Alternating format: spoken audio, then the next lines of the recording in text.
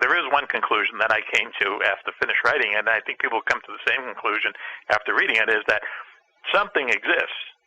Something is out there, and the military knows about it, and they probably have pictures of it. They probably have film of it. They know that it's out there.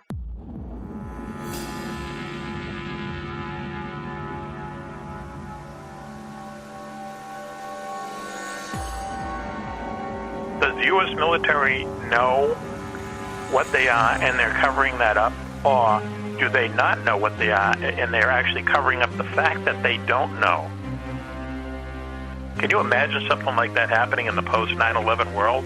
Dozens of UFOs suddenly showing up over the White House and the Capitol building in Washington? I mean, our civilization would not be the same after something like that happened. When they got off the plane and they were going into the ops building, there was a sign there that says, "Remember, you were never here." And now, ladies and gentlemen, Banal of America Audio with your host, Tim Banal. What is going on, my friends? This is Tim Banal of banalofamerica.com with another edition of BOA Audio Season 6. Big thanks to my buddy Ian for providing the theme music for this installment of the program. No website to plug, so let's just thank him once again. Big thanks to Ian. Before we dive into the program, I've got one good in-house note for you folks out there. This was supposed to be the penultimate edition of BOA Audio Season 6, and then we're going to roll on into the season finale, but I've done a complete 180 on that plan, and we are, instead of contracting Season 6, we are expanding things just a little bit. I'll detail all that at the end of the program, so for now, just disregard all that Final Four talk, because BOA Audio Season 6 will rage onward into 2012. Now let's move on to what you're going to be hearing on this edition of BOA Audio. Our guest is prolific military fiction author Mac Maloney, and he's joining us for a discussion on his new nonfiction book, UFOs in Wartime. This is really a free-flowing conversation. I had just finished the book when I rang Mac Maloney for the interview, and I had all sorts of areas that I wanted to discuss. But as it got going, it really turned into a jam session of sorts as we bounced around a lot of the big picture themes found in UFOs in wartime. Of course, we're going to cover a number of cases and trends surrounding UFO sightings by soldiers during times of hot and cold conflicts, including the Foo Fighters, the Scandinavian ghost rockets and scare ships, the Battle of LA, the 1950 DC flyovers, reports of UFOs during the Vietnam War, and UFO rumors that came out of the Gulf War. Those are just some of the areas covered in the vast window of war that Mac Maloney researched. We're also going to examine some of the bigger picture issues surrounding UFOs, such as their potential origins and motivations, UFO disclosure, and the modern problem of solving whether the UFOs are ours or theirs. Altogether, it is a candid conversation with a richly talented writer who has recently turned his gaze toward the UFO phenomenon and uncovered a startling, unnerving, and persistent mystery. For those of you who are unfamiliar with Mac Maloney, allow me to provide you with a little background on him. Mac Maloney grew up in the Dorchester section of Boston and was taught to read and write by the nuns at St. Anne's School. His father was a veteran of World War II and used to read military books all the time. As a child, Mac started reading them too, along with a lot of science fiction. He received a BS in journalism and a graduate degree in filmmaking from Emerson College. He was a sports reporter for 2 years after college before joining corporate America as a publicist for General Electric. Mac started writing in 1984 and has been doing it full-time since 1987, penning over 30 books. His website is www.macmaloney.com. Check it out. With all that said, let's get down to business and rock and roll. This interview was recorded on November 30th, 2011. Mac Maloney talking about UFOs in wartime on BOA Audio Season 6. Ladies and gentlemen, welcome to another edition of BOA Audio Season 6. and we've got a very exciting installment of the program lined up for you here this week. Our guest is accomplished fiction writer Mac Maloney. He has written over 30 books in the sci-fi military realm and has turned his gaze now towards UFOs with his first nonfiction book in over 25 years, and that is, of course, the new book, UFOs in Wartime, What They Didn't Want You to Know.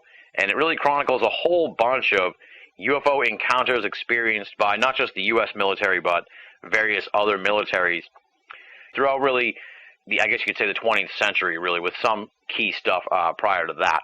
And really interesting stuff, really fascinating stuff, quite a collection, and really a great book for the holiday season, especially if you got somebody in your family who has doubts about UFOs. This is the perfect book to pick up and hand to them and say, here, man, read this. There's plenty of evidence in here for UFOs. It's a compelling book.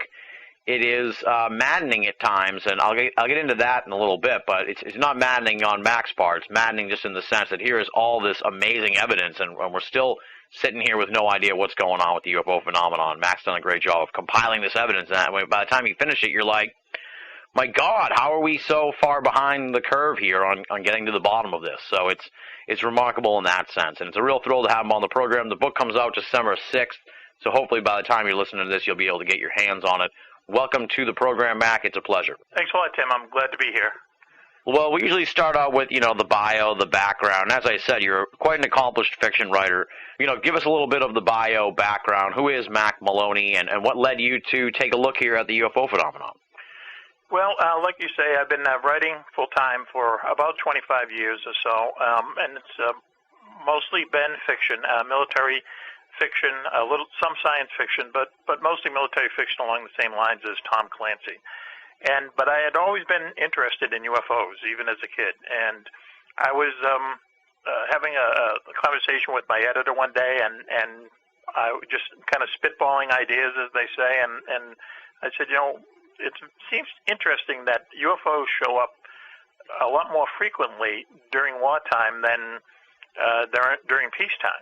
And we talked about it a little bit, and he said, why don't you look into that a little bit more? So I did. And it turned out that, a case can be made that there seems to be this kind of extraordinary aspect of UFOs, that they seem to be watching us closer than usual in times of war. So I just thought that might be something to write about, do a nonfiction book about. I had some UFO elements in a couple of my military novels, but this was a whole new field, and so 3 years later, here we are.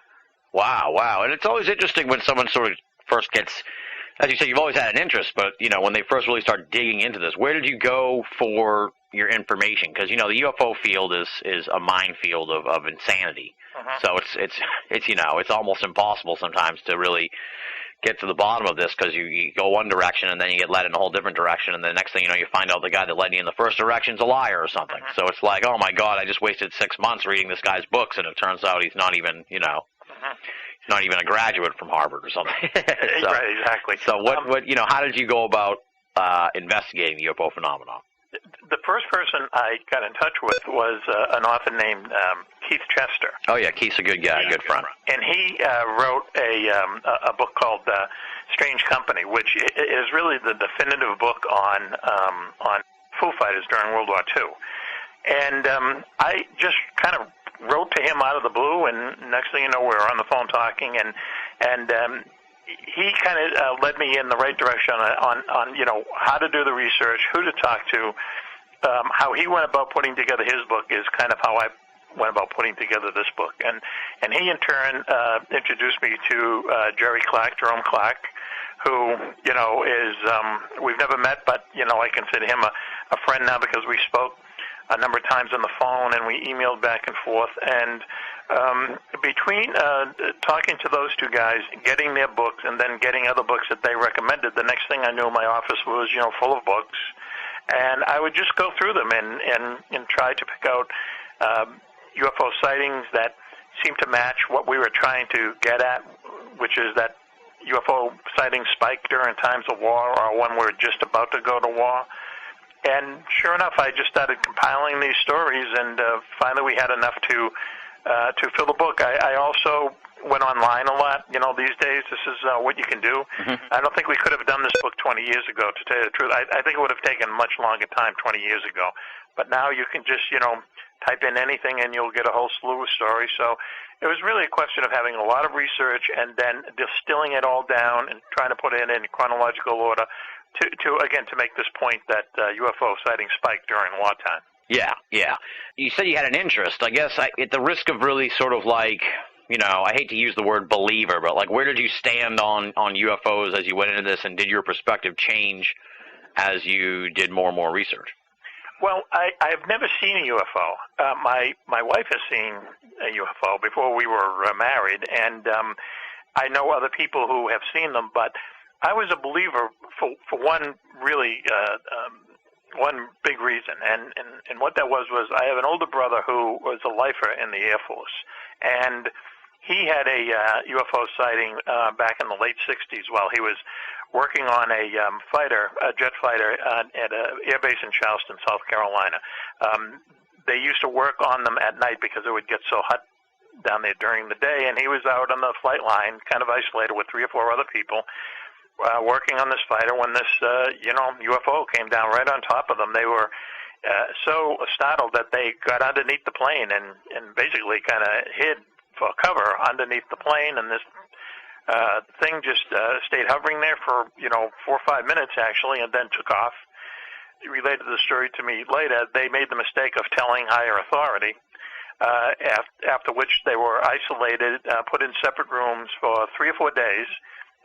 Civilian people came in and talked to them and didn't question them, but basically had them tell the same story, their story, over and over and over again until they finally wore them down.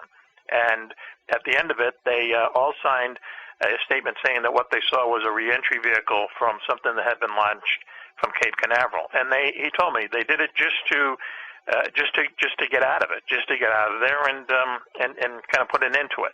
So after he told me that story, and knowing the person my brother is, he's not someone who is taken to flights of fancy, let's say. He's a very down-to-earth person. And I just figured, well, if he saw one, then and he believes in them, then I believe in them too. Yeah. Plus, it's like he's just one guy in the Air Force, so you just the multiplier factor, that there must be tons of people who have seen them. That's the interesting part too. Is like the Air Force, the very nature of what they do should allow for just a myriad of UFO sightings, and this book really sort of bears that out. So it's sort of a good avenue to go down, but a difficult one as well, because a lot of these guys, they don't want to talk either because they've been told not to, or certainly if they're still in the Air Force, they're not going to say anything because they might never fly again or something. So there's a lot of conflicts going on in there. Right. I mean, and it's interesting because I guess maybe it's just the way the American military is. And I suppose, for the most part, it's a good way to be. But basically what happens is if someone of higher authority in the military tells you never to speak about something again, the vast majority of people are never going to speak about it again. I mean, they some of them might sign national security statements or non-disclosure forms or whatever. But for the most part, people take that kind of oath seriously in this country, and it's a good thing. But it has, as you said in the opening, it has held us back a lot to figure out exactly what this whole UFO puzzle is all about. Oh, absolutely. You make the great point at the end of the book that's, someday if we take a fresh look at this, let's just hope they don't put it in the hands of the military, because they have really, it's I guess it's a question of who they're working for in a sense, and it's like you can't really, I guess, for the human race they've botched the job, but they may not necessarily be working for the human race.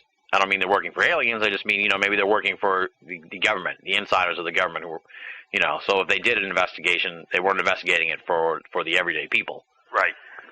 No, I agree. I mean, it really, one of the things there's no real conclusions in the book, but one of the things that stayed with me is it's this question of, does the U.S. military know what they are and they're covering that up, or do they not know what they are and they're actually covering up the fact that they don't know?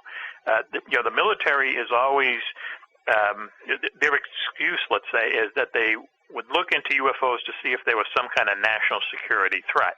And they've done this several times, and at the end of these investigations, they always say, well, we haven't found anything to prove they're a national security threat. Therefore, we're not investigating them anymore.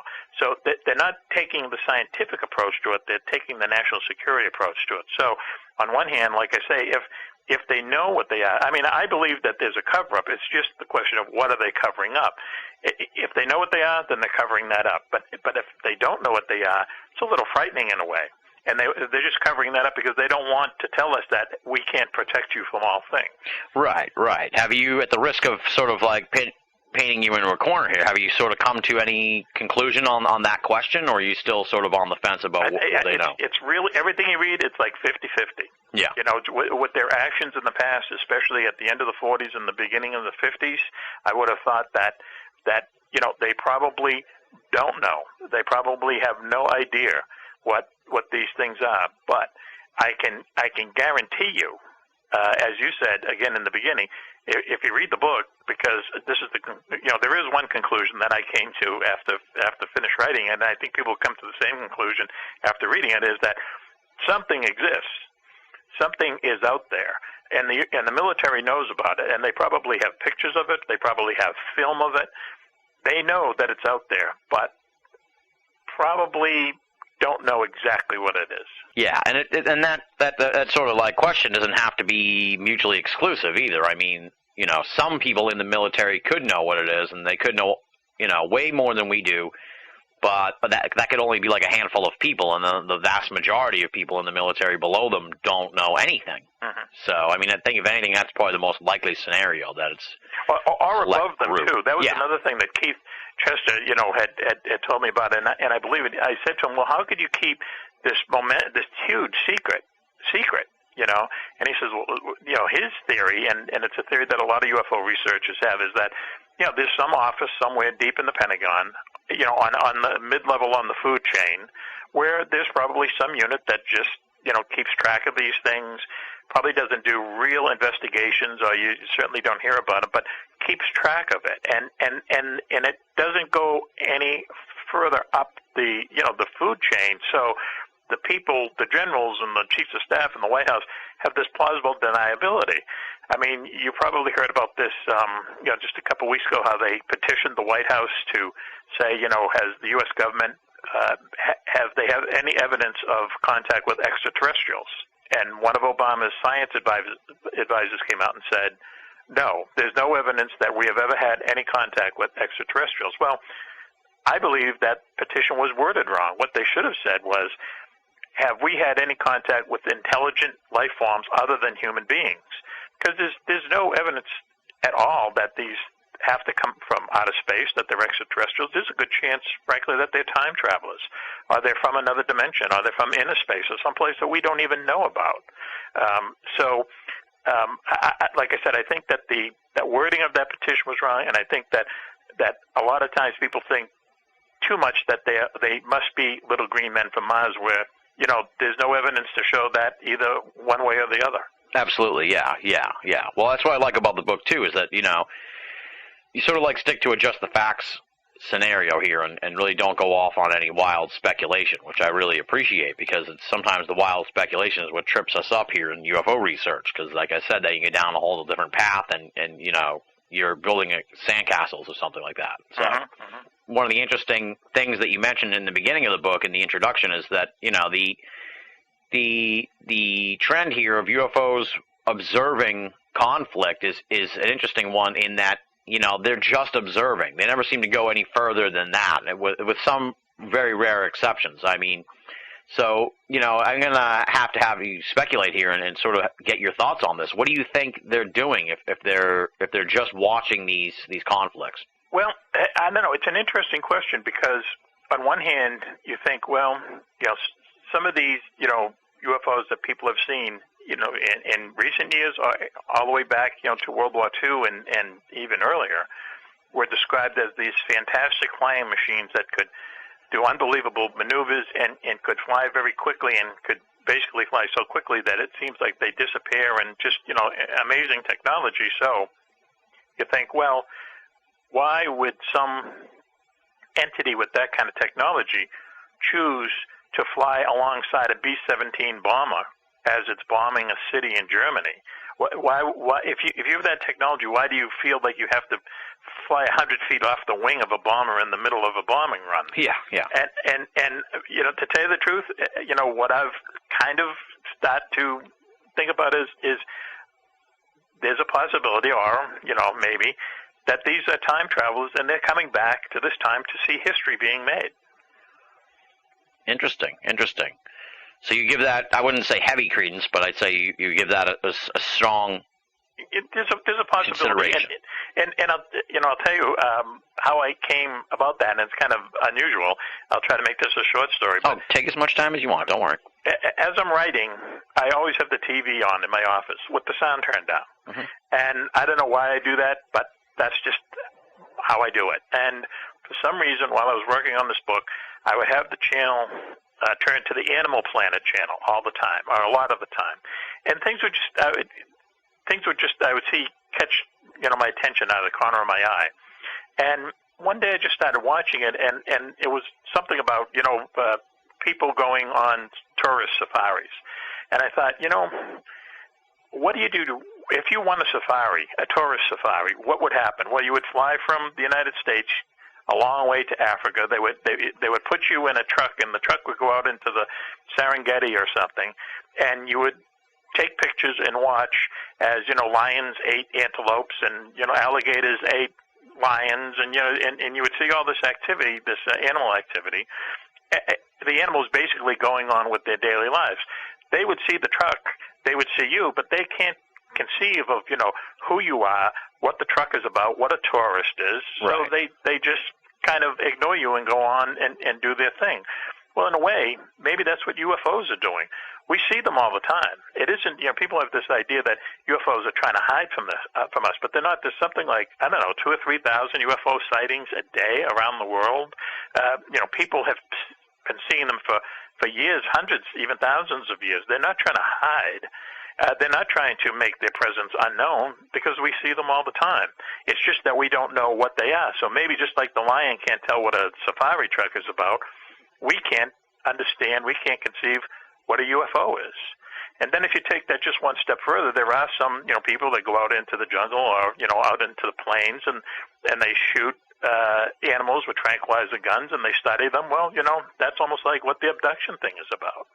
So that's kind of all tied into, maybe they're just coming back. Maybe they're coming here to watch us, watch history being made, ancient history to them, or something along those lines. I mean, that's as good a theory as they're coming down here to take us over for some reason. So once again, it's the little green men theory.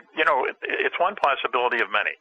Right. I think the whole idea of them coming to take over is I don't know. I don't think it's ever been borne out in a sense. You know what I mean? Unless they're very patient and they have a long-term plan. But it's like, they would have wiped us out right. What are they waiting for?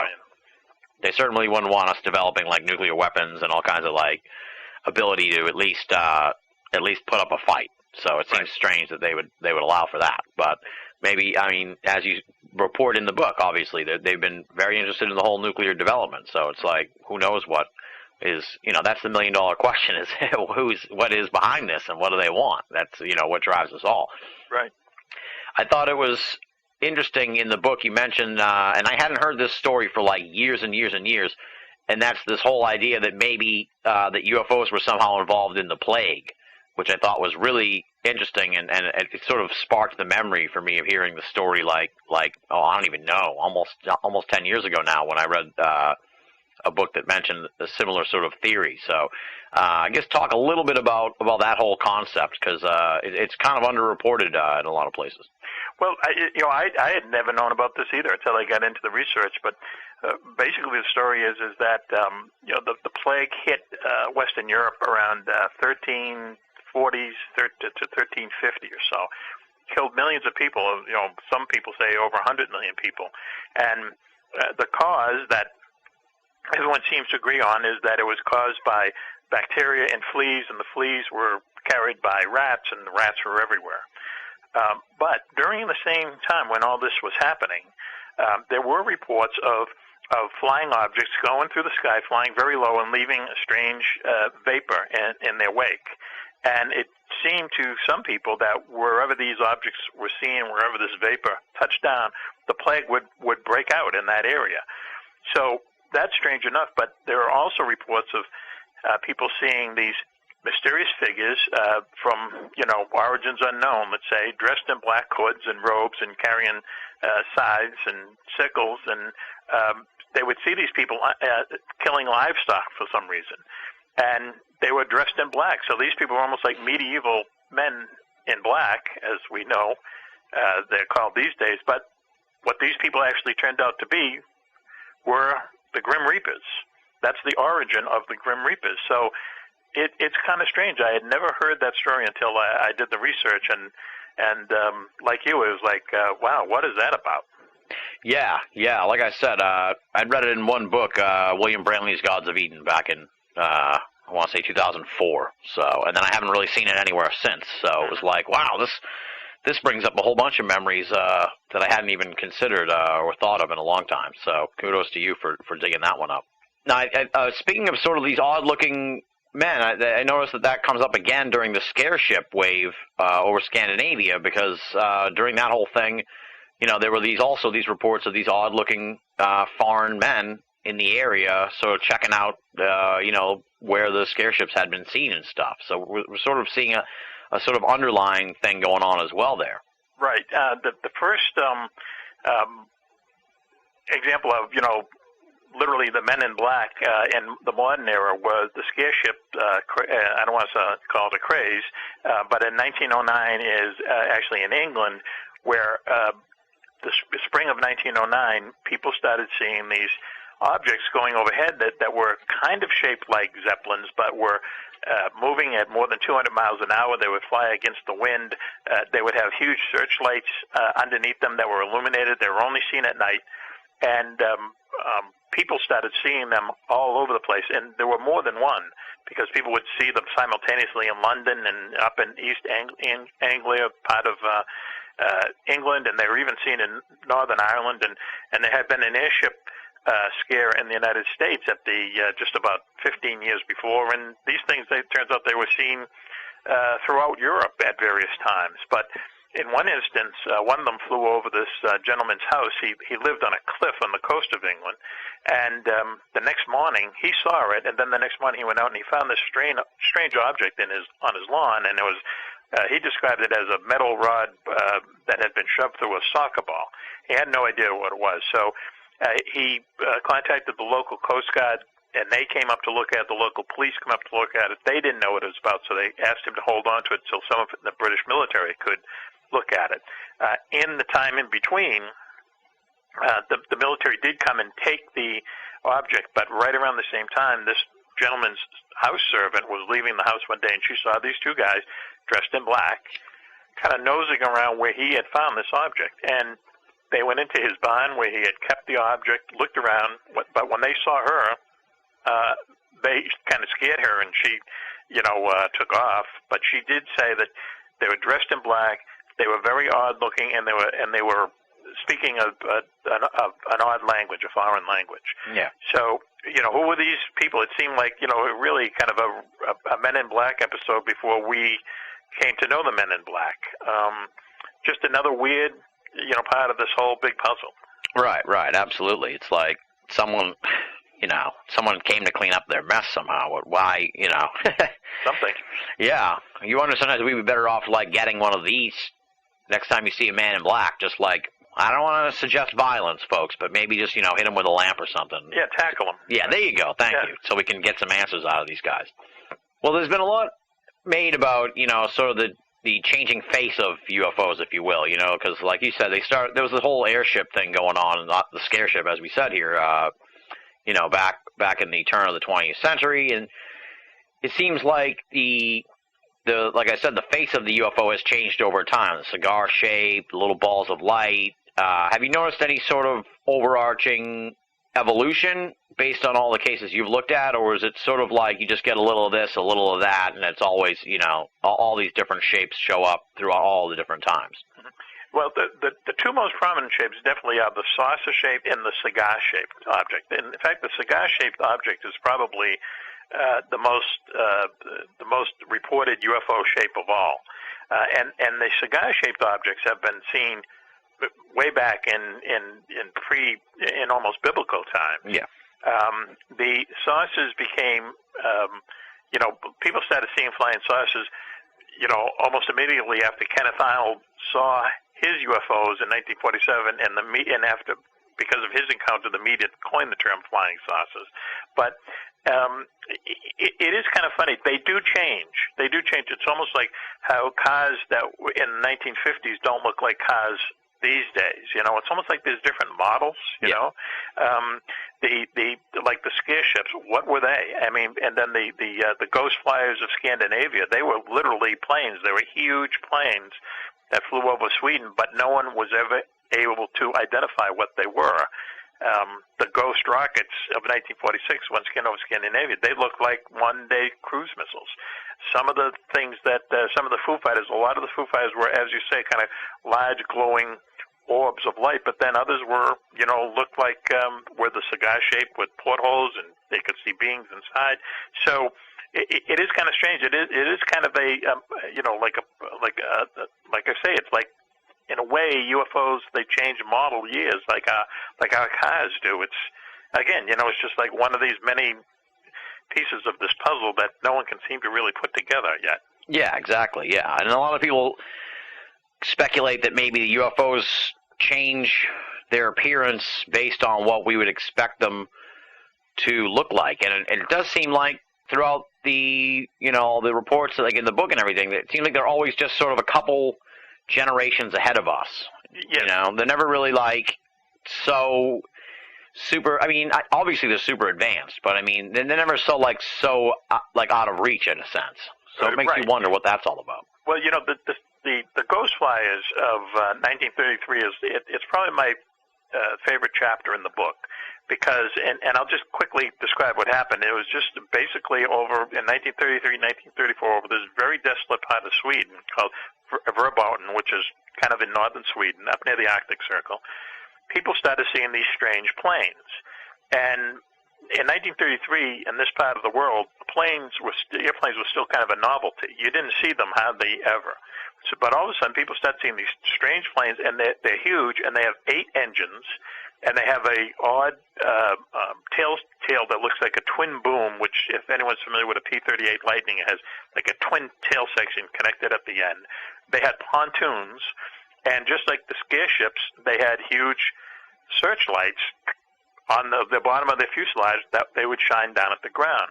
So these people started seeing these things all over Sweden, and then all over Norway, and all in Finland as well. And they had all these very strange characteristics. They would circle around towns for hours on end. They would circle railway stations. They would circle mountains. They would fly in blizzards. They would fly in like terrible weather. They would sometimes shut off their engines and glide while circling something, and then turn their engines back on, which is almost impossible. Well, no one ever found out what these things were. No, people thought they might have been German spy planes or whatever, but that whole thing has really been kind of disproven, because the German military just did not have the wherewithal or the scientific or the aeronautical smarts to have an airplane like that, an 8-engine airplane. There are no 8-engine airplanes. Yeah. But as you say, it just seems like, well, maybe 15 years after 1933 and 34, you could probably have a plane like that. It just seems like it was a little bit ahead of its time and just a little out of whack, a little odd. Same thing with the ghost rockets of 1946. Same area of Scandinavia, people started seeing these rockets, thousands of them, actually, and so much so that the Swedish government secretly asked the British for some air defense radar, and when the British sent the radar, all of a sudden what people were seeing with their eyes was showing up in radar, and these things lasted for an entire year, and like I say, thousands of people saw these things, and they thought they were,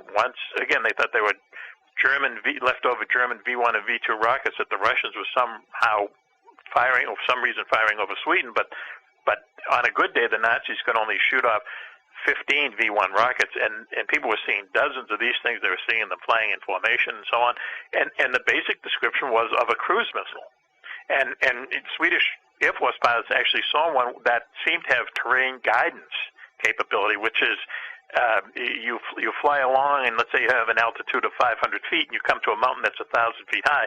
Well, the plane's controls automatically lift you up and over the mountain, still keeping that buffer of 500 feet. It's how you these days have cruise missiles and airplanes that kind of go in on the low attack mode. But anyway, it's a very sophisticated kind of technology. Certainly no one had it in the 40s. We barely had it in the 80s, and they were not used in combat. It was not used in combat till the 90s. But the Swedish defense minister who was interviewed about this in the 80s said from all he saw, he says what was happening in 1946 was someone was flying cruise missiles over Sweden, but who had cruise missiles in 1946?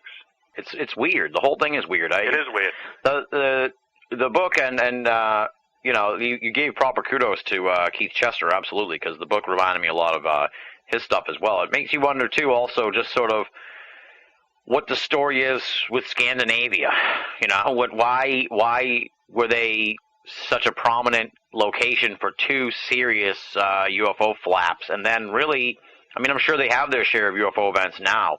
But it's like they aren't really the center of the UFO universe as they were at the turn of the 20th century for two different distinct waves.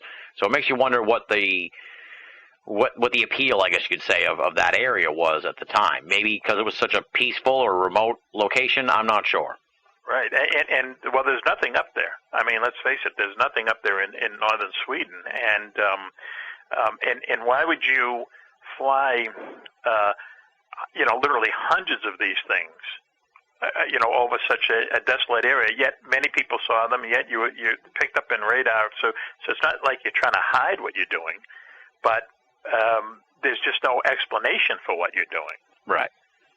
And like you say, why Scandinavia? I mean, there were people who at the time speculated that there's some other highly technological race that lives below the North Pole or something, or lives in the ocean or something. But still, why would they be doing these things?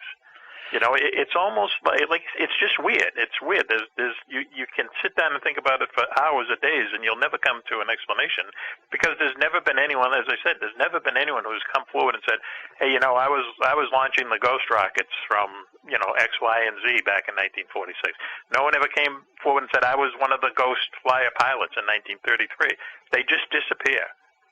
Right, exactly, and that's similar to the whole Foo Fighter thing. Like you'd think that 60 years on or whatever, we'd know what was behind that if it was of some earthly origin, just by the sheer nature of how antiquated it is now. Mm-hmm.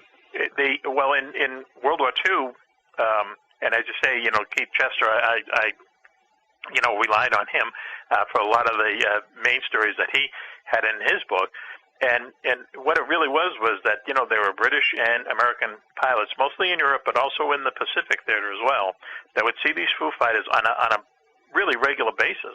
And they would come back from these bombing runs and say, this fantastic aircraft, aerial flying machine was, pacing me during the bombing runs and followed us for 2 or 3 hours and so on. And the intelligence officers who debrief these bomber crews after they come back from their missions, they were in this quandary because the number one priority of the Allies were to win the war, to bomb Germany into submission. And they just didn't have the time or the resources or the wherewithal to start studying what these strange things were that people were seeing. So the blanket explanation for them were they must be German wonder weapons, even though a lot of the things that they did gave no indication they were German. But they just said, okay, there must be wonder weapons, and when the war is over, if we win, we're going to find out what these things were. Well, when the war ended, they went in looking for them, and the Germans basically said to us, we thought they were your secret weapons. Yeah. Because they saw them too. And there was no huge, vast underground factories that the Germans were making these machines that could go 4,000 miles an hour. There was no huge scientific community working on these things. It was impossible for these things to be German wonder weapons or super weapons because in 1944 the Germans had a jet fighter, the only jet fighter really in World War II, the Me-262, but they were so low in resources, the cockpit of their jet fighters were made of wood. So where do you get the resources and the energy and the money and everything to keep a huge project like this going in secret? And then the biggest question is, if these were German super weapons, why weren't they shooting down our bombers? Right. There's no reports ever of Foo Fighters shooting at our airplanes or shooting at anybody. Why aren't they shooting at our troops on the ground? Why does Germany lose the war if they have such great technology? So I know a lot of books have been written that saying that these were Nazi super weapons and so on and so forth, but frankly, I think that's just a way of keeping the whole idea of the Nazis alive. And like I've said before, and I say in the book, I think we have better things to concentrate on than keeping the idea of the Nazis alive. Oh yeah, absolutely, yeah. And as you said, I mean, they just, it doesn't make any sense if they were wonder weapons, because they weren't weapons at all. They were more of a nuisance than anything, and unless they were some really rudimentary type thing that they just could do, that even that we know about it by now, I think. So right. I think someone would have come forward. I mean, as we know that at the end of the war, half of the German rocket scientists went to Russia, and the other half came over here. It's because of German rocket scientists that we went to the moon. Werner von Braun was a Nazi scientist. He was the father of NASA's Apollo missions. Okay, somewhere along the line, one of those guys would have said, instead of having this massive rocket send a little capsule to the moon, we have this technology that you can go 4,000 miles an hour and disappear in the blink of an eye. They would have said it. Right. They didn't. So, all the evidence, there is absolutely no evidence that they were Nazi super weapons. Right. Well, that brings also, though, into the whole equation here, this sort of issue that's come up in UFO research, which is sort of like, back in the day, where we're talking about sort of the era that we're talking about now, where, the Scandinavian stuff and the Foo Fighters and everything. It was sort of like, we know for sure that we don't have that kind of technology, and the Germans don't either. But now here in 2011, it's like that line is really blurry. Because the government, we don't know exactly what kind of technology the government does have on its hands. That sort of is what has caused all this controversy and debate over stuff like the black triangles, which a lot of people insist are really just black op secret government test weapons and stuff. Mm-hmm. Well, they very well could be. I mean, I'm sure, people have heard this explanation, but one explanation I've heard for those are that they're stealth blimps, and their underbellies just coated with microprocessors and millions of little lights. And what they're able to do is they're able to take a picture of the stars overhead and project it on the bottom of the blimp perfectly as it moves along. So if one of these things was going over your head, and let's say it was a very starry night, you wouldn't see it. That's how they stay invisible, if you know what I mean. Yeah. Okay? So that idea has been out for about maybe 10 years. I was talking to someone today, and we were talking about top secrets and how the government keeps secrets, as you say. And this fighter pilot that I interviewed a few years ago said to me, he says, you got to realize something. To keep something top secret costs lots and lots of money. It's very expensive to keep something top secret because, just the layer upon layer of security and hiding it and hiding all the technology and everything. So he says, when you hear of things kind of leaking out, like the stealth fighter and the stealth bomber, the government eventually let everyone know that we had stealth airplanes. Well, the reason they did that is something else took its place. Something else took its place. Right. So they moved it moves out of the top secret arena only because there's something else in there taking its place. Stealth blimps, same thing. Today I just read that there's a small unmanned military shuttle that's been up in orbit since March. It's about to break the world record for a number of orbits of an artificial, of a machine, going around orbiting the Earth. Okay. They have now, it was highly secret, but now they're kind of letting people know about this thing, whatever it does. Well, that's because something else has taken its place. Yeah. So, like you say, it's like, how do you know? How do you know? You know what they're working on now, top secret wise. We might know in 5 years or 10 years or who knows when. Right. Exactly. Then it goes back to the argument about where this technology came from and the whole idea of crashed saucers and stuff. I thought it was interesting in the book that you you say that Roswell was probably not an extraterrestrial event. So I thought that was an interesting sort of stance to take, considering what you've looked into and all the research you've done. So, I mean, what makes you come to that conclusion? Well, it's a couple things. Like I said, when I was a kid growing up, I used to read every UFO book I could get my hands on.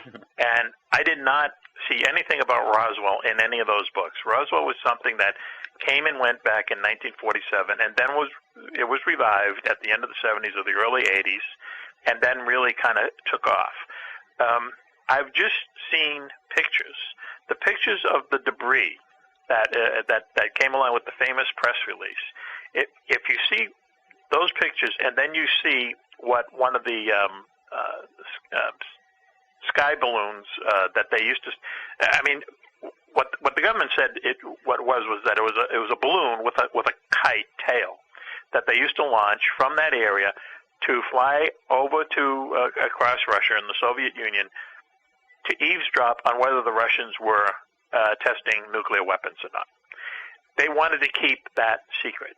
If you see what these sky balloons, these secret balloons, look like before they've been launched, and you look at the debris that came along with the photo of the famous press release, you can match them up. They match up perfectly. That debris is from the tail of one of these spy balloons, and that's what they found. And there was a military cover-up, but it wasn't cover-up a crashed flying saucer. It was to cover up this spy balloon program that they didn't want the Russians to know we were doing. And now it is just, has gone down one of these crazy paths, in my opinion, because now there's stories that there were 12 saucers that crashed and that there were, dozens of alien bodies and people saw the bodies and so on and so forth. And it's just, become this huge, huge story with just way too many moving parts for it to be true. And once again, where is the one person who can come out and say, here's the photo, here's the film? They had someone would come forward by this time and say, this is what happened, but no one ever does. So, am I saying that there has never been flying saucers, crashed flying saucers recovered, anywhere around the world? No. But I just don't think one of them happened at Roswell. Interesting. Okay, interesting. I'd say, I'd say you're in the minority opinion on that one, in the UFO field, I guess you could say, but not without your reasons. So, I don't debate on the shows. So I find your take on it just as valid as the rest. So you do raise an interesting sort of point that by now you'd think that it would have gotten out somehow. So you wonder why it hasn't, and maybe, well, part of the problem with Roswell, too, is like a lot of ufologists sort of pin a lot of their hopes to it. So they can't let it go, in a sense. Right. I mean, I would love for it to be true. Back in the, I guess it was in the late 80s and in the 90s, there were, at one point, they were asking for volunteers to go down and do an archaeological dig right on the site. Okay, and I volunteered.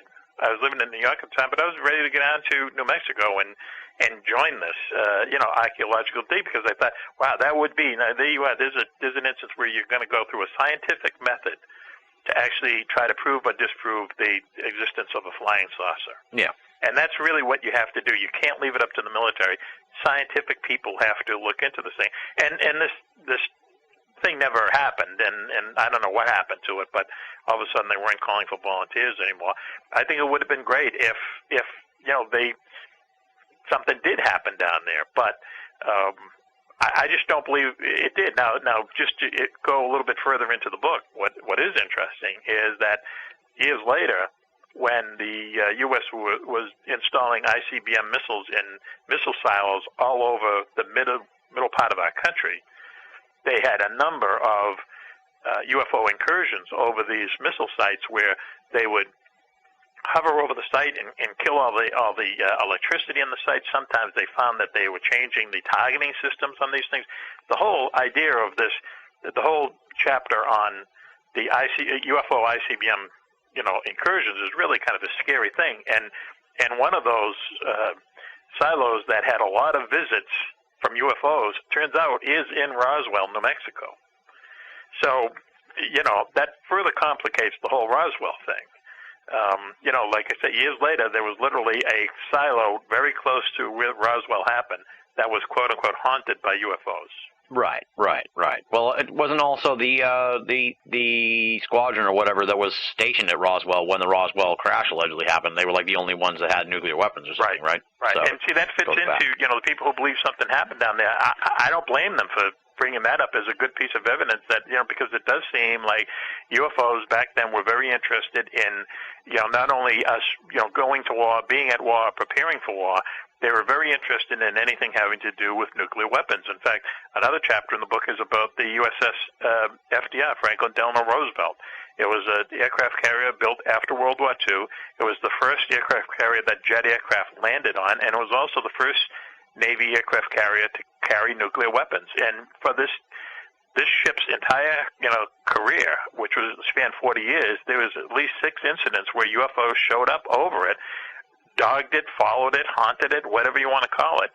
For some reason, UFOs were always around this aircraft carrier. You know why? Is it because it was the first aircraft carrier to have nuclear weapons on it? Who knows? But once again, just another piece of the puzzle that we can't seem to put together. Exactly, yeah. You wonder why these UFOs have an interest in nuclear weapons, because it's clear they do. They have some interest in the nuclear aspect of things. So yes, clearly they do. Right. No idea why, though.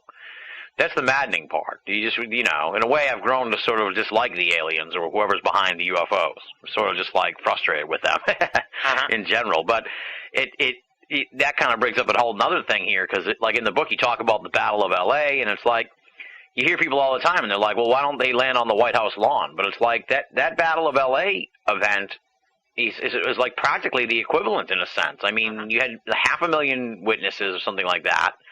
And it was just like front page news, and then it just nothing became of it. And that's another frustrating sort of part, where it's like, how bold of a UFO sighting do you need if the Battle of L.A. doesn't suffice? Right. But, here's an interesting thing, and is that they were, because it happened while we were at war, and it happened at a time in World War II where Pearl Harbor had only happened, less than 3 months before. Right. And people had real, concerns that the Japanese were going to physically invade the west coast of the United States. The day before, the UFOs showed up over L.A., a Japanese submarine surfaced and shot at an oil refinery about 90 miles up the coast. They were always having reports that that L.A., because L.A. not only was it a large city, but it also had a lot of defense plants in it, and therefore had a lot of anti-aircraft guns around it and a lot of civil defense people involved. They were always getting reports that, hey, tonight, there might be a bombing, there might be an air raid tonight. And on that particular night, that's the word they got, and sure enough, all these objects start showing up over L.A., and the anti-aircraft fire opened up on them, and, they had this battle for about 2 hours, and as I'm sure everyone knows, a lot of the ordnance came down, killed 6 people on the ground, did lots of damage. And then there's that famous photo, which is in the book that the LA Times gave us permission to run, where it's a huge saucer caught in 6 or 7 searchlights and being shot at. But I think the interesting thing is that because that had happened, if that happened today, our world would change forever. But because it happened during wartime, and because everyone, just as everyone thought, hey, the Foo Fighters over Europe must be German secret weapons, everyone just said this had to be the Japanese. Somehow, some way, this had to be the Japanese. But at the end of the war, they pointedly asked them, did you have anything to do with what happened over L.A. that night, February 25th of 1942? And they said, no way. They didn't have the technology to fly anything that far over to the United States. In fact, they didn't have aircraft carriers that could go that far. Once again, they did not have the technology to do what happened over L.A. So, what was it? And I also think that because Steven Spielberg made a really bad movie about it years later called 1942, if anything, people will think on that as kind of like a goof, a comedy. That movie was like Animal House and airplanes. And so no one has ever taken it seriously. The U.S. government has never investigated that.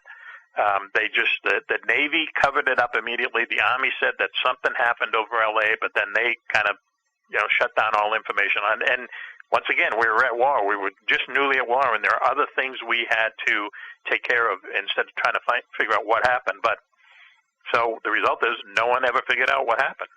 Right, exactly. And then just to extend sort of the motif in a way, talking about this whole White House lawn scenario, then you get the D.C. flyovers, which is like, you know, how do we know the UFO wasn't trying to land on the White House lawn? And as it's getting closer, they scramble jets and chase it off. It's like they can't land on the White House lawn if we don't let them. Right.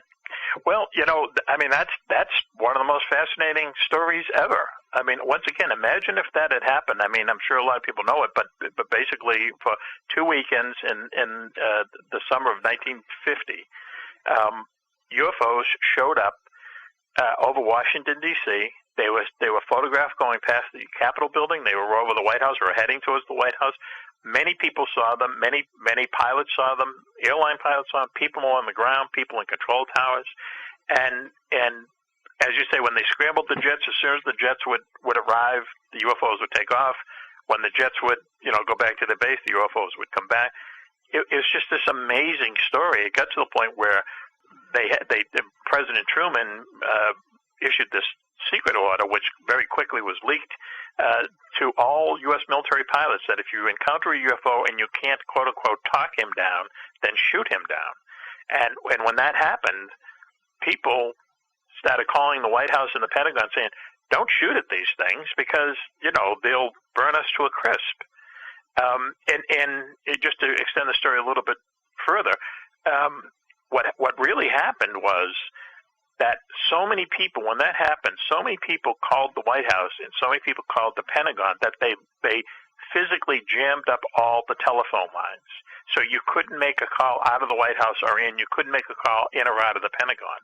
And when that happened, and this is just normal citizens calling about UFOs and don't shoot at them and what happened and so on, and what happened then was the CIA was then brought into the whole UFO equation. And they said, listen, well, this is their public stance was, we don't know what they are, but you cannot have a situation where the Russians could somehow, do a fake UFO attack on Washington, jam up all our communications lines, because that would be devastating to us if they paralleled that with some kind of an attack. So that's when the CIA got in the business of discrediting anyone who says that they've seen a flying saucer.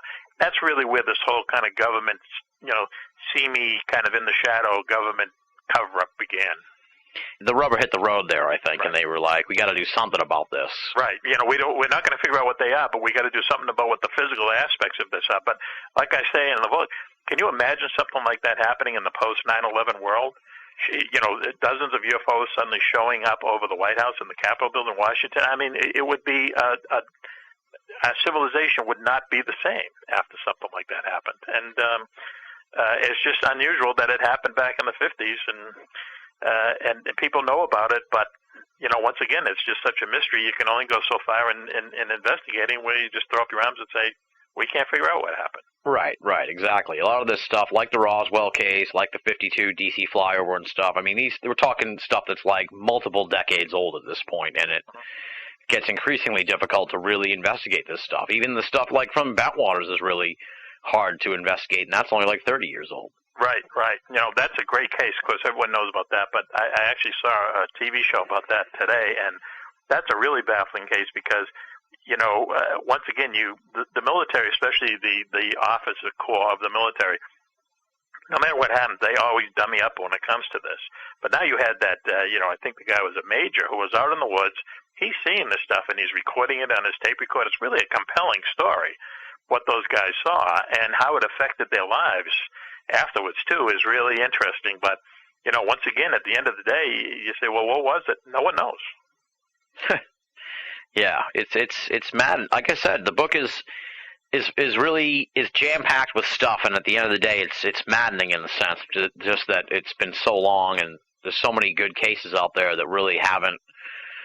This thing hasn't broken through at all. It's frustrating in a lot of ways as someone who wants to know the answer. Mm-hmm. And I'm sure you feel the same way. Yeah, 100%. Yeah, I mean, I would love for it to be solved in our lifetimes, but will it? I don't know. I asked, at the end of the book, I asked 5 UFO researchers, when do you think it will be solved? And Jerry Clark was the one who, he had the most optimistic answer. And he said, and I know he said this many times before, He said when the scientific community actually gets serious about it and they actually start investigating it through scientific methods, and funded to do something like this, eventually they will find out what it is, he thinks, okay? But he doesn't believe that will happen for another 40 or 50 years or so. I hope he's wrong on his timeline, but I agree with him. It's not a job for the military. It's certainly not a job for the politicians. It's a job for scientists. I mean, they spend $10 billion to do the Big Bang Collider over in Europe. $10 billion. Can you imagine what $10 billion would do if someone, put it to the scientific research of what UFOs are? Exactly. Think of what we would learn, and what we would learn is would change civilization forever. Right. Well, it goes back to the whole idea that, like, they don't want to upset the apple cart in a sense. It almost makes you wonder if, like I was saying, they can't land on the White House lawn if we don't let them. Well, maybe that was the problem. Maybe we wouldn't let them. Maybe maybe the government was like, hey, get the hell out of here. We don't want to join your galactic community. We got a pretty good thing going here right now where we rule these people in these fiefdoms, and So it's when it's all said and done, I think we'll have a better understanding of it all. But I think right now there's so many whys. There's just as many hows and whys. It's very strange. The whole phenomenon is flummoxing. Who are you calling? The press. This is big news. Sound barrier's finally been broken. No, sir. No press. What? No word of this is to go beyond the flight line. What's going on here? This is big news. We need coverage of this. No, sir. Sorry. No press. Those are orders. National security. But the war's over. You're listening to Banal of America Audio. Well, look, pal. Maybe they don't want someone to know. Who? The Russians, maybe. The Russians, they're our allies. Well, anyway, someone figured it out that way, and that's the way it is. Continuing on the sort of theme of these mystery visitors, that the 415 squadron, which was sort of like the origins of the Foo Fighter name and one of the big Foo Fighter groups that saw the most Foo Fighter sightings. I'm losing my train of thought here. They had sort of like these two civilian visitors that questioned them and said they were going to do a whole report, and then never developed anything. So it's like another continuing scenario here of these mystery investigators. Well, that's the whole 415 thing was really interesting because basically what they were a night fighting squadron. They came along towards the end of the war. They were based in Dijon, France, and they flew these British-built BoA fighters, which they're like a large fighter or a small bomber. Okay, and they were very fast, and they could carry a lot. So what they used to do is they would stick radar in their nose, and then they would link it up with radar on the ground, and they would go out and they would fly at night, and they would shoot up all these German targets at night. Very dangerous thing to do. And the people who flew these airplanes were the cream of the crop of American military pilots in Europe at the time. So for whatever reason, the 415 they saw, pound for pound, more Foo Fighters than any other American or British squadron during World War II. For whatever reason, every time they went up just about, they would encounter these Foo Fighters. So, and as it turned out, they were the people who coined the term Foo Fighters, because up until that point, people used to call them unguided rockets and, enemy weapons and, balloons and everything. But there was a comic strip back then called Smokey Stover, and he was a firefighter, and his fire truck was called the Foo-mobile, F-O-O. And just one day, the 415 would gather around, and they said, let's call these things Foo Fighters. And for some reason, that name stuck. And it was just interesting that the people who named Foo Fighters were from the squadron that saw the most Foo Fighters. So anyway, they were encountering these things all the time, and then one day, these people show up at their base, and they're from Washington. They're direct from Washington. They don't even talk to the commander of the base. They go and they talk to the intelligence officer. They go up on a few flights. It's never been reported whether they actually encountered Foo Fighters during these flights, but they were at their base for less than 48 hours, basically got in their own plane and flew away directly back to Washington. Who these people were, what their report said, who read the report, no one ever knew. I know Keith Chester dug really deep trying to find out exactly where's the paper trail for these guys. Well, there is no paper trail. So whoever they were, as I say, whoever they reported to and what their conclusions were, we don't know. But all we know is that it looks like another case of, government men in black coming and looking at this thing, not saying anything to anybody about it, just, taking notes and going back and reporting to somebody. Right. Well, tell the story about the UFOs and the hit squad from Vietnam, because I thought that was really interesting, and the interrogation of the guys in the hit squad is so bizarre that I was like, I've never heard the story before, and I was just completely blown away by that, and it sort of continues here with this theme we're talking about, which is like really unorthodox questioning methods. Right.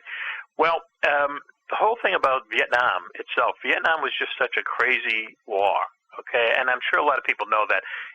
The way they fought the Vietnam War was that there was no front lines. It wasn't a conventional war. Basically what it was a war where a helicopter war where we would put hundreds, thousands of troops, on helicopters, land in enemy territory, and then just try to kill more of the enemy than they killed of us. And the idea being that the winner would be, we will just outlast you, and they couldn't outlast the Vietnamese, frankly. But in this one case, what happened was there was a lot of black operations during the Vietnam War. And there was, what I should say too is, there was a lot of drug use in the Vietnam War. So whether there's any connection or not, but a lot of the stories that I saw from the Vietnam War are really, really out there and crazy. But this one, basically what it is that this special ops group went into North Vietnam, and what they used to do is they would go on these assassination missions and go into North Vietnam, find some high communist official, assassinate him, and then they would get pulled out by a helicopter. So this hit team was in North Vietnam, and they got their target and so on, and they were coming back, and they and the Vietnamese were on their tail. And there was this kind of running gun fight until they finally were able to. They found these two hills, and the Americans hit at the top of one hill, and the communists were looking for them on the other hill. In the middle of all this, when it really looked good, really looked bad for the Americans, a UFO shows up, and the communists start shooting at it. Whether they thought it was retrieving helicopter or what, but the communists started shooting at it, and some kind of a beam came out of the flying saucer. All gunfire from the communist side stopped. The U.S. Special Ops guys let a little time go by, and then they come down the hill they're hiding on, go up the hill where all the communists were shooting at this thing, and they just found they practically nothing left of these North Vietnamese soldiers. So the Special Ops team's helicopter finally arrives. They go back to their base, and then they were questioned. And what happened was there was, I think 5 or 6 people in the team. The person telling the story said that he was questioned in a room with civilian and military people. One of them kept his face kind of hidden, and then this guy says the next thing he knows, he's suddenly back at his base. He can't remember what has happened, how he got from one point to the other. The people who were on his team didn't seem to know what had happened at all. They seem to have complete amnesia. He remembers at least being interrogated. Once again, he didn't say anything to anybody. Afterwards, he figured that was the smartest thing to do. He finally gets out of the service. He, I think, moved to Alaska, where he became a fisherman. And one day, he's on his boat with his wife, and the same exact UFO showed up over his boat, stayed there for a little while, and then left. And for some reason, this guy, I can imagine him, maybe for him that was some kind of closure, I don't know, but it was a very strange way to end this particular UFO story, and just a very odd story from beginning to end. Yeah, it is very strange. Now, it suggests that maybe the UFO did something to those Vietnamese soldiers. What's the... obviously, it sounds fairly rare that, an encounter with the UFO by any of these folks in the military on either side really resulted in any death or destruction or anything like that for them. But how prevalent would you say that sort of thing came up in your research? Well, not at all. But what's interesting is I kept coming upon this story. I mean, there's a lot of. It was a question of getting together, a bunch of stories and then distilling them down and deciding what's going to be in and what's not going to be in. But I kept coming upon this story of saying that that during the first Gulf War in 1991, that the Air Force shot down a UFO over Saudi Arabia, and this story just kept on popping up, and I'd seen it so many times. I said, I have to put this in. So basically, what the story is there's 4 F-16s heading to Baghdad on a bombing mission, and a UFO shows up on their radar, and one of them pursues it, and the UFO, as the story goes, fired at it, and so the F-16 fired back, hit it. There was an explosion, and the flying saucer crashes into the Saudi Arabian desert. Now, some people get there before the U.S. military gets there, and they see this crashed saucer and pieces of it, and they can see inside, and it looks like there's seats for people, short, diminutive beings or whatever, and then the military shows up, clears everyone out, and supposedly, once again, as the story goes, pack up the pieces of the flying saucer and supposedly ship it back to the United States. Now, what's interesting about that is that later on, after the first Gulf War was over, in between the 2 Gulf Wars, let's say, there was kind of this undeclared war of attrition between the United States and Iraq because there was a no-fly zone over Iraq, and U.S. planes used to, on a weekly basis, blow up one of Saddam Hussein's anti-aircraft batteries or whatever. So it's this kind of unknown little war going on that really didn't get into the newspapers very much. Mm-hmm. But during this, once again, as the story goes, it was said that Saddam Hussein's anti-aircraft people also shot down a UFO and recovered it and brought it to Iraq's version of Area 51. And that Saddam's people, engineers or scientists, were able to reverse engineer some of the stuff in it and create weapons of who knows what kind of power. And once again, this is just how the story goes, and that's what the U.S. was looking for when they went in on the second war, the invasion of Iraq, because they knew they didn't find any nuclear weapons, they didn't find any biological weapons or poison gas or anything along those lines. Right. And we pretty much knew that Saddam didn't have any of those weapons programs because the UN was in there for 5 or 6 years ahead of that time looking for this stuff. They never found it. So what did they have? Well, if you want to believe this story, a lot of it comes out of from Russian sources, actually. This is the WMD that the U.S. was looking for. Now, if that's true, that's also a mind-blowing story. Will we ever find out? Who knows? But like I say, it was just such a good story. I could not leave it out. So it's basically at the very end of the book. Right. It's very bizarre, and you didn't mention the part either that the rumor was that like the aliens lived and Saddam kept them safe from the Americans and that kind of stuff. So it's a double-edged sword in a sense because it's like if the story's true, obviously then the government would never tell us what.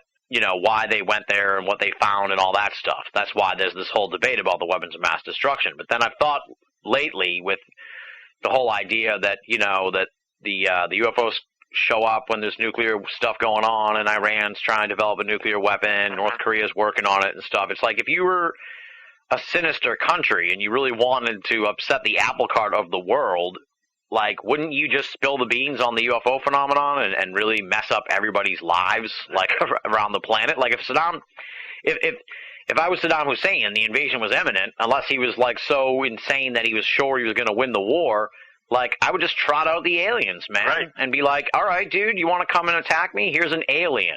Right. Now you got bigger problems than what I'm doing here. So you wonder then, that adds a whole nother, like, layer to the mystery. It's like...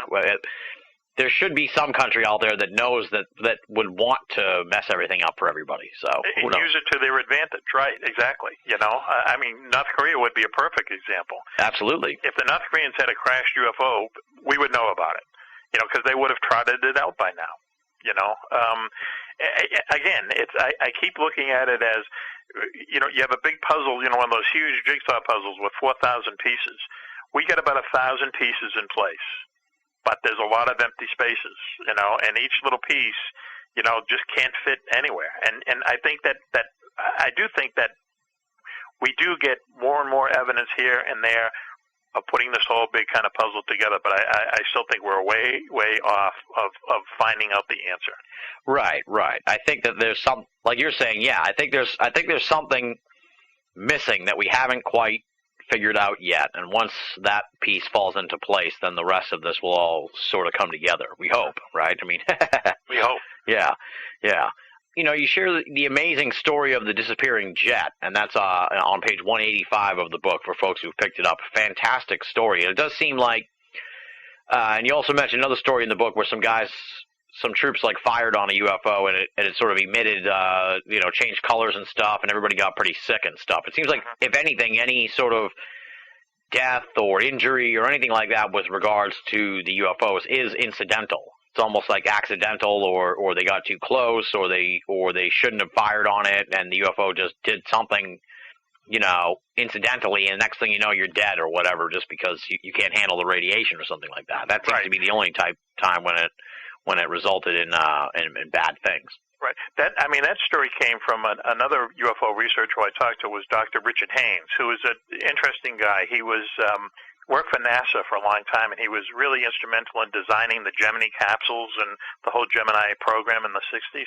And then he retired, and this is a very learned person, and he really directed his energies to looking into UFOs. And he wrote a book, Aerial Objects Reported Over Korea, which is the definitive book, just like Keith Chester's book is the definitive book of Foo Fighters. This book is the definitive book of UFOs over Korea. Mm-hmm. And there's a good case to be made that after the Air Force shut down the Project Grudge in the late 40s, early 50s, and said we're out of the business of investigating UFOs. Well, there's so many UFO reports by military pilots over Korea that it forced the Air Force to reopen their investigation of UFOs, and that's how Project Blue Book came about. But this one incident you're talking about was in the spring of '51.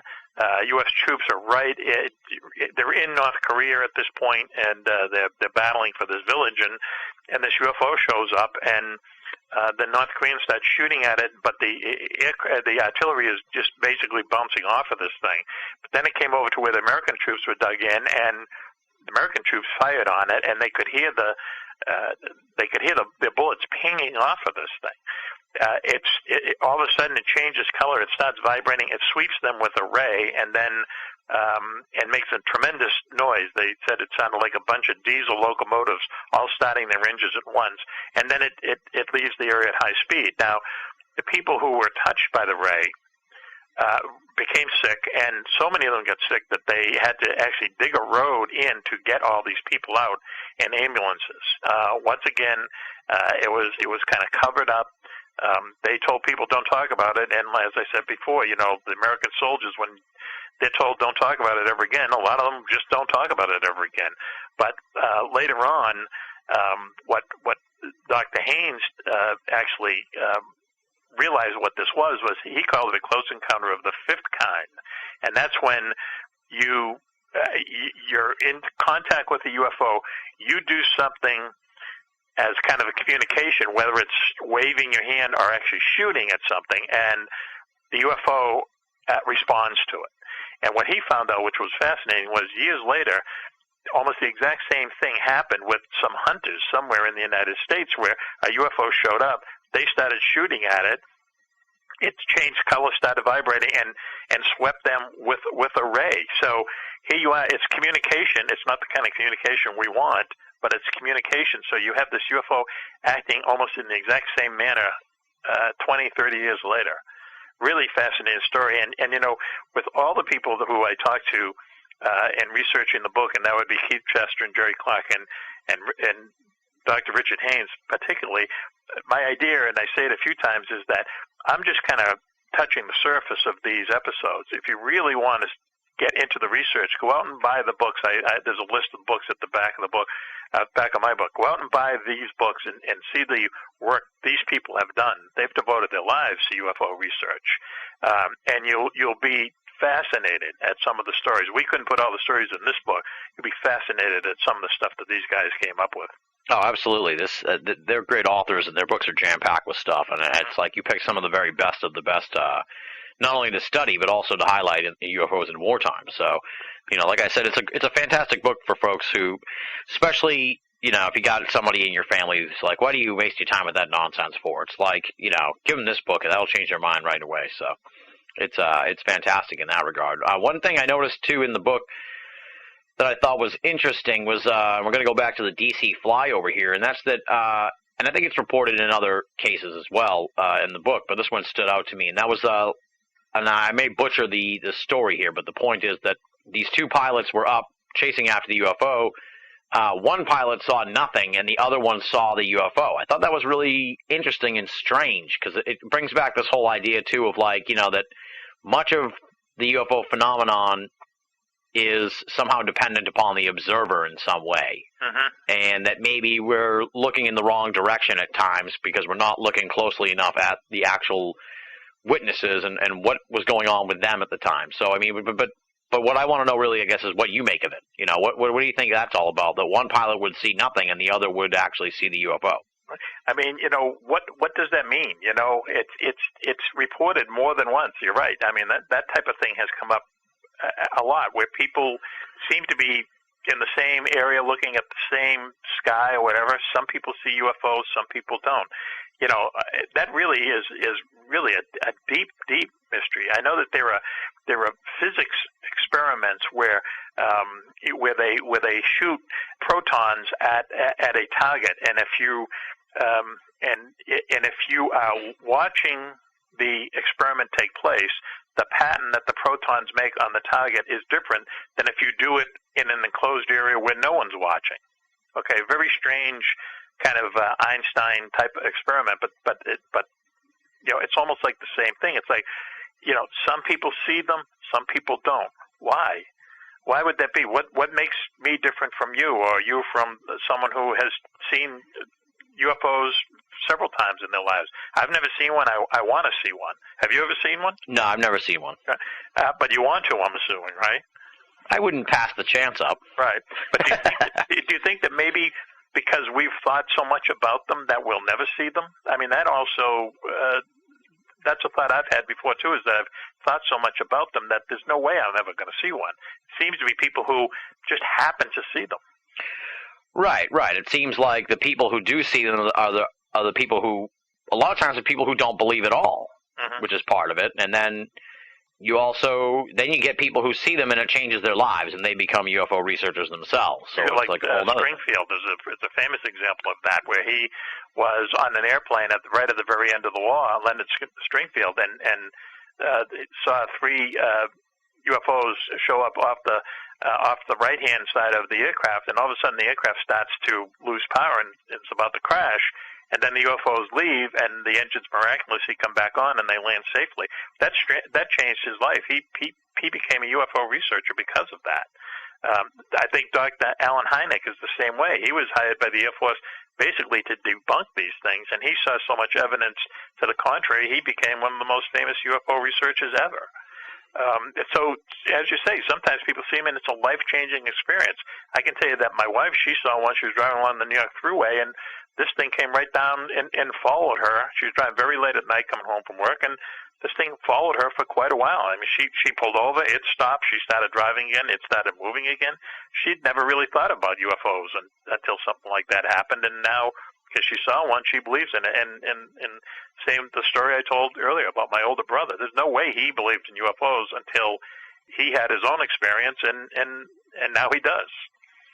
But who picks and chooses who sees them, They do. That's the strange part. Well, that is the strange part. It's whoever's behind the UFO decide whether you can see it or not.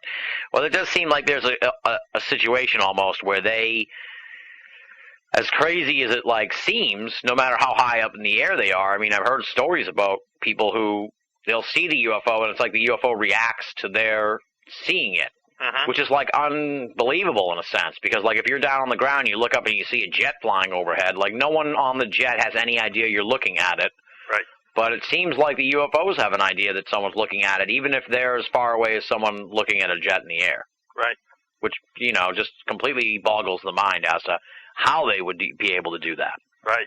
It's like your own personal UFO or something. Exactly. Yeah, exactly. It's really, it just brings this whole thing into a whole other realm of mystery. And it sort of driven the point home, too, in the book, your book, obviously, UFOs in Wartime, that a lot of the stuff that you're talking about in the book is like from, the turn of the 20th century and World War II and Vietnam and stuff, and even back to Vietnam and stuff, it's like, it almost, to look at like the UFO research community and the field of ufology, it's like those were such more quaint times, because now in ufology, it's just, like I said at the beginning of the conversation, it's just a minefield of misdirection and confusion and inside sources and conflicting stories about what this is all about. It's like somewhere along the way, the study of UFOs became completely muddled, and it no longer was as simple as it was back in the day. Right. Quaint is, it's a funny word, but you're absolutely right, especially in the 50s, where there were so many UFO incidents, especially around air bases in the United States, where, many people saw them, jets pursued them. Project Blue Book, even though it wasn't really aggressive, it did do some, fairly good investigating in some cases, and it basically just added more to the mystery. But it was, basically, UFOs, what are they? We're going to try to study them. We're going to investigate them. But now, with I think with the proliferation of just media in general, you have so many different stories going off in so many different directions. It's hard to kind of get a grip on it. We intentionally concentrated on the 20th century. The book begins really, with just before World War I, and it ends with the end of the First Gulf War. It seems like the 20th century, it remained quaint, let's say, until 70s or 80s, and that's when it really kind of got a little crazy. But I agree with you. It's more muddled now than ever before. And if there was only some way to cut through the fog of that, to really get down to it, and as I said before, I think you need a concentrated scientific investigation into it. But who's going to pay for that these days? Right, exactly. It's difficult. You'd have a hard time winning over the scientific community to even go there. Right. It's not like we're just talking about something that, like a NASA type situation where they're already horribly underfunded and everything. But it's like people aren't ashamed to say they're interested in NASA and what NASA's doing. It's like you really have a huge psychological stumbling block to get over just to get people to get on board a UFO study. Right. And I think the sad thing, too, is, and it is sad, is there's a good chance that it won't be Americans who solve this. There's a good chance it will be Chinese scientists or Indian scientists, just to show you the difference of what direction we're going in and what direction they're going in. Someone from England said they want to add another runway to Heathrow Airport in England, and it's taken them 5 years and lawsuits and so on and so forth just to build this one runway. Meanwhile, in China, they're constructing 75 airports. Wow. Okay, and they got no problems, I'm sure, with lawsuits and so on and so forth. They're on the trajectory, that's going up. They have the Chinese, just did a docking in orbit. They're going to put a space station up in orbit soon. They're going to go to the moon. They're the people. It will probably be solved not by some American scientific group, but I guess sad to say, by Chinese or India. It's sad because we had our opportunity. We had our opportunity to do this in the late 40s and the 50s, and we didn't do it. And so it's an opportunity lost, in my opinion.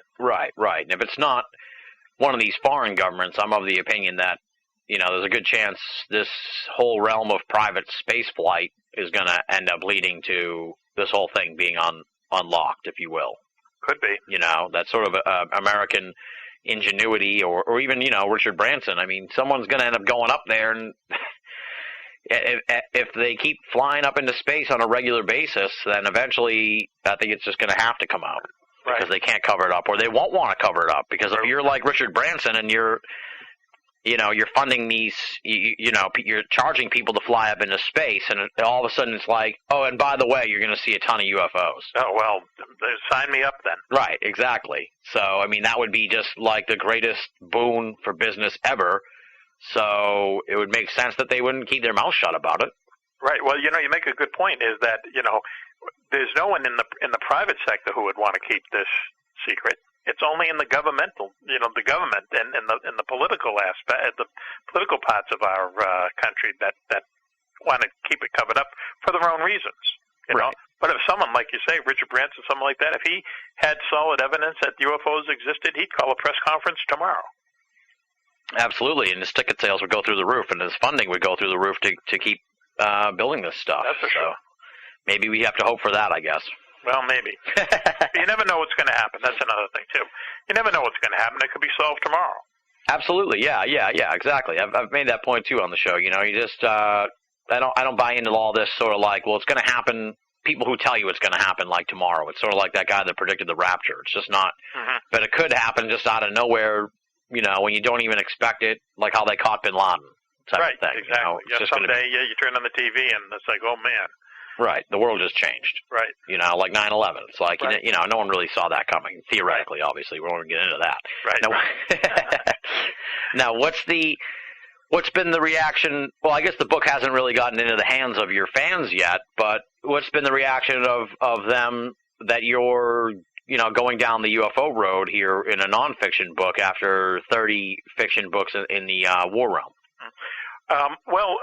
So far so good. I mean, there are some people who have, been able to see like advanced copies of it, or just people who know that I've done this. It really is just a marrying of two things that I have a lot of interest in, and one of them is the military, and one of them is UFOs. So, when you read the book, I'm not a military historian, let's say, but I do know some things about the military and how the military has won the wars and so on and so forth. So I try to put a lot of the UFO sightings into a military context, and which a lot of the people who have read my fiction books will hopefully enjoy. So far so good. Let me put it that way. Yeah.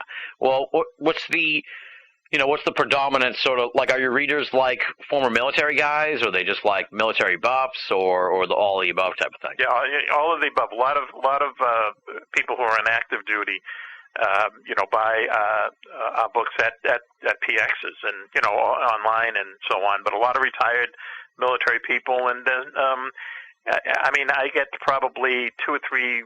I guess you would call them fan letters, even though they're emails these days. Probably 2 or 3 a day.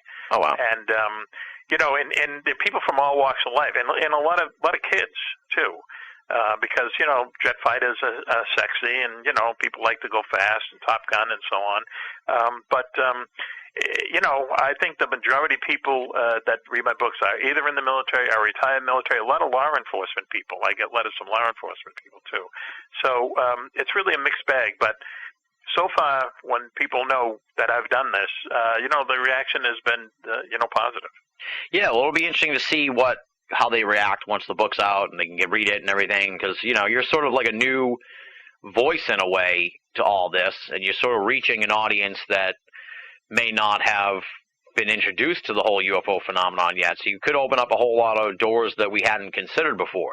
Maybe guys who read the book or are in the service or just got out of the service, something like that, they may read the book and be like, well, here's someone, I know Mac from reading his books. I know him well. Maybe I can, maybe here's someone I can talk to. Here's someone I can tell my story to finally. So let's hope something like that happens. Well, we're going to have something when the website finally comes online, which will be ufosandwartime.com. There is going to be a section there where people can, you'll be able to push a button, and a field will appear where you can write me an email and tell me about sightings you've had. Because as you say, maybe what will happen is, these ex-military guys will say, well, I had never been able to tell anyone this before. Well, if they can send me an email and give me more stories, that'd be great. That'd be great. The more the better. I think the more people who report these things, the closer we'll be to finding out what the heck is going on. Right. And the difficult part too with like a book like this is, I mean, you do have some stories from the first Gulf War, but it's like there's always this lag time, too, because guys who are in the service now probably aren't going to want to talk to you about their UFO sightings till they get out, if at all. You know what I mean? So we're dealing with sort of you almost have to wait a generation to get news stories, in a sense, from the contemporary wars, if you will. You know what I mean? Because I'm not hearing really anything from, like, Afghanistan or something like that yet. No, but I will tell you this, is that what I have found out and what other UFO researchers they've all told me is that these people won't talk to you on the record, but off the record, they will tell you unbelievably fantastic stories. Yeah.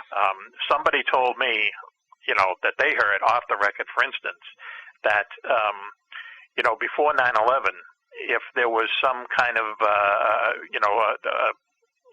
a blip on the radar screen coming in from Canada or from the Atlantic Ocean or something, they wouldn't necessarily send up scrambled jets to go look at it. They would just figure, well, it's a airplane off course or something's wrong with the radar or whatever. But in the post 9/11 world, you have to scramble all the time now. And what this person told me, that pilots told him, once again off the record, is that there have been thousands of encounters since 9/11 of jets going up and looking for things, thinking that they might be a terrorist plane or something, and finding out that they're UFOs. Well, wasn't there something that kind of happened like that, where they, like, expanded the restricted airspace over the White House after 9/11, and then there was, like, a huge flap of something came over, and they did scramble jets and everything, and they never could find what it was, and they said it was, like, leaves or something crazy, like a geese or something. Right. When you hear stories like that, you really got to, think twice. If it sounds ridiculous, that means that it's just someone spinning it, that something has happened, and either they know about it or they don't know about it, and, take your pick. But, yeah, once again, according to this person, is that now that we scramble jets or everything, there's more eyes in the sky, and these pilots are running into more UFOs than ever. But you will never hear about it. You will never hear about it on the record. But off the record, from what I've heard, is these people will talk to you off the record. Well, that's always the case, especially with UFO phenomenon. Yes, like, right. The best stuff almost always comes off the record, which is unfortunate, because it's like... Right, because your career would be gone, and airline pilots, too. A lot of airline pilots are actually ex-military pilots. Same thing. For an airline pilot to report that he's seen a UFO, your career is not going to get any better, let's put it that way. So the result is that a lot of them won't say it, yet they're seeing them, but they don't dare report it because of the stigma attached to reporting a UFO. If that stigma wasn't there, we'd know a whole lot more about this, but it's there, and it would be very hard to get rid of it. Right. Plus, it's like a law in place, too, I think, that they can't report it or something like that. The JNAP, I don't know the exact number for it, but it's like something like JNAP. I don't know if it's the Air Force or if it's commercial pilots. Well, someone, like I say, someone somewhere has made sure that you put a tight lid on these things, and the word out there unofficially, but everyone knows it, is don't talk about these things. Right. It's unfortunate. It's you sort of make the case here that the only way we're going to get to the bottom of this is through some kind of scientific inquiry, because a government regulated thing is just not going to work. Right. So, right. Too bad, but that's the case for sure. Right. And the whole idea of a civilian scientific organization looking into it, we've tried that for like the last 50 years, and it hasn't gotten us any further than, really much further than we were at the beginning of the whole mess. So. Right. Because most scientists, they build their career on one thing. One thing, whether it's studying the atom, whether it's, studying the stars, whatever, and they stick with that. And no one's going to just take that flying leap to say, all of a sudden I'm going to start, go into this crazy area of UFOs, because they'll be laughed out of the scientific community, for one thing. And the scientific community, the whole thing is based on funding. Where do you get your funding? And no one's going to fund the massive amounts of money that would be needed to really look into this thing. So, no one in this country, anyway, that I can see. But once again, you never know. Tomorrow's a new day. Who knows? Exactly, yeah. So I did want to ask you, because I was looking at the website, macmaloney.com. That's the one that has the Mac facts, right? Yes. Yeah. And so your brother worked at Area 51? Yes. What can you tell us about that, if anything? Well, this is the same brother, and he was stationed at Nellis Air Force Base, which is, anyone who's gone to Las Vegas knows that Nellis Air Force Base, which is one of the largest Air Force bases that we have, is right at the very end of the famous Las Vegas Strip. And he was stationed there, and this was in the early 70s. And he was a jet engine mechanic. He was a crew chief for a jet engine mechanic repair unit. And one day he was just told, all right, you're going to someplace other than the base to do some repairs on a jet. So they were put in an airplane, civilian airplane, flown out. Now, this is before Area 51 really became famous. I mean, Area 51 is kind of funny because it's the most famous top-secret base there is. Yeah. Everyone knows about it, just about. I think Oprah actually did a story on Area 51, so everyone knows about it. But back in the early 70s, not so much. So they were put on a plane, they flew out there, they landed. To him, it was just an air base. And what they were doing at the time was somehow or other the Air Force had gotten a hold of some real MiGs. Where they got them, Russian-built MiGs. And what they were doing, they were flying them out there and having U.S. pilots dogfight with them and see the capabilities of the dogfight. It's kind of like the precursor to Top Gun. Yeah. But they're actually doing it with real MiGs that they somehow got a hold of. And my brother was out there to fix one of the Air Force planes that had broken down that was in this program. So he didn't see any flying saucers or anything, but he did say that the two odd things were that when they got off the plane and they were going into the ops building, there was a sign there that says, "Remember, you were never here," which was interesting. And the other interesting thing was, and he still couldn't figure this out, he said, even though, Area 51 is out in the middle of the Nevada desert, out in the middle of nowhere, one of the driest places in the world, because it's actually a dry lake bed. Mm-hmm. And he says, for some reason, they had lawns out there. They had grass lawns around a lot of the buildings. And he just thought this was odd. It's like, why would they have grass growing out here? And who takes care of it? Who waters it? You're out in the middle of the desert. So he thought that was unusual, too. So the sign and the fact that there were lawns out there struck him as being, kind of odd. And then later on, he realized, he knew it as Groom Lake, but, eventually. But then eventually the whole mystique of Area 51, grew up and he was there. He was there. I also know a woman who was stationed at Nellis, and she was the public information officer for Area 51 for the Air Force. Yet she had never been there. She had never been there. She had never talked to anyone who worked there. Yet she was the Air Force public relations officer for Area 51, and her entire job was turning down media people who wanted a tour of the base. Wow. 4 years she did that, yeah. Weird. Yeah. Very strange. Well, I'm glad I asked you about that, because that had some new, interesting sort of little details here to the Area 51 mystique that I never heard about, especially that lawn thing. That's figure out, why would they have lawns out there? And people cutting them with mowers and everything? Weird. It seems like an extra added expense that would be unnecessary, but... Yeah, for sure. Well, we've talked about how you've written over 30 books here, and this is your first sort of foray into the UFO realm. What's next for you? Would you plan on sort of staying in UFOs at least, or keeping one foot in the field, or are you going back to fiction and maybe someday come back to UFOs? Right. I'm not sure. To tell you the truth, I'm not sure. I have a fiction book coming out in January called The Pirate Hunters. It's a series I'm doing about special ops guys fighting the pirates off of Somalia. Oh, cool. Which a lot of people like. And I got to tell you that researching and writing a nonfiction book is about 10 times more work than writing a novel. Yeah. Okay. And I didn't realize that until I started it, and I said, "Oh man, what have I got myself into here?" But the thing is that it was really fascinating and interesting to actually work with real stuff, if you know what I mean. Yeah. And to put together something that wasn't fiction. So, if I had my choice, I would, my next book would be a UFO book. If we can come up with something that, an idea that's along the lines of this. A lot of people seem to like this idea. If we can come up with something that was, quote unquote, as good, I would love to do it. But right now, it just means a talk with my editor and to see where, we want to go next. But if I had my choice, I would do another UFO book, yes.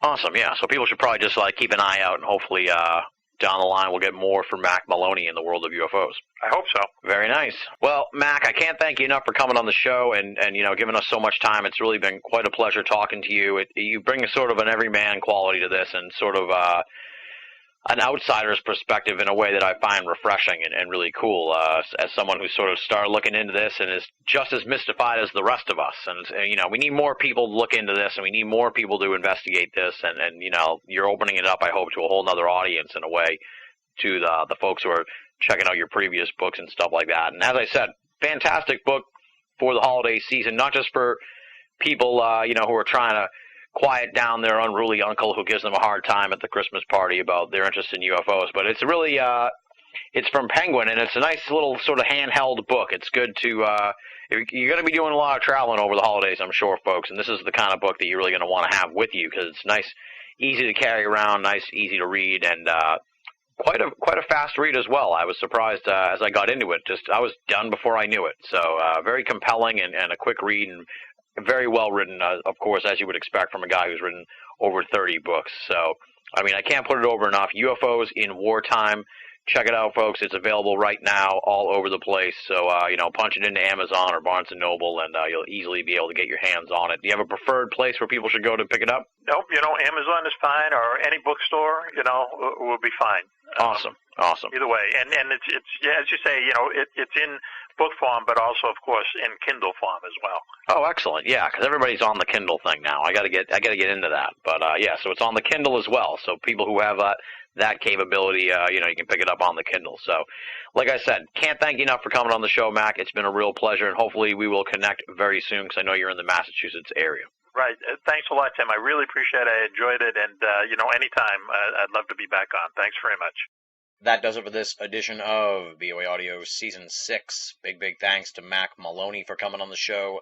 Be sure to check out his website, www.macmaloney.com, and be sure to pick up a copy of his new book, UFOs in Wartime. Check it out.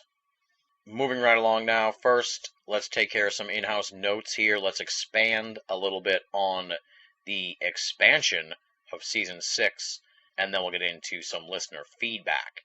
Really, the gist of it all is the year is coming to a close very fast, and trying to pin down a season finale guest that is befitting of the BOA Audio season finale tradition was becoming more and more difficult as we got deeper and deeper into the holiday season. And truth be told, I didn't want to just end Season 6 and then roll right into Season 7. I need that break between seasons to really digest what we just finished and think about where I want to go for the next season of BOA Audio. So it all kind of made perfect sense here in the last week or so that, Season 6 kicked off, of course, with Jim Mars and then pretty quickly rolled into our annual holiday episodes. So we're going to kind of bookend it all here by rolling into our annual holiday episodes, maybe tacking on a couple more interviews at the beginning of 2012, and then wrapping things up, hopefully, at the end of January 2012.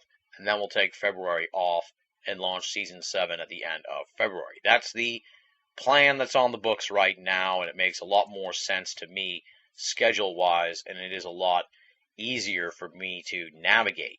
So with that said, of course, that means that the next episode you're going to hear is the 7th Annual BOA Audio Holiday Special featuring Stanton Friedman.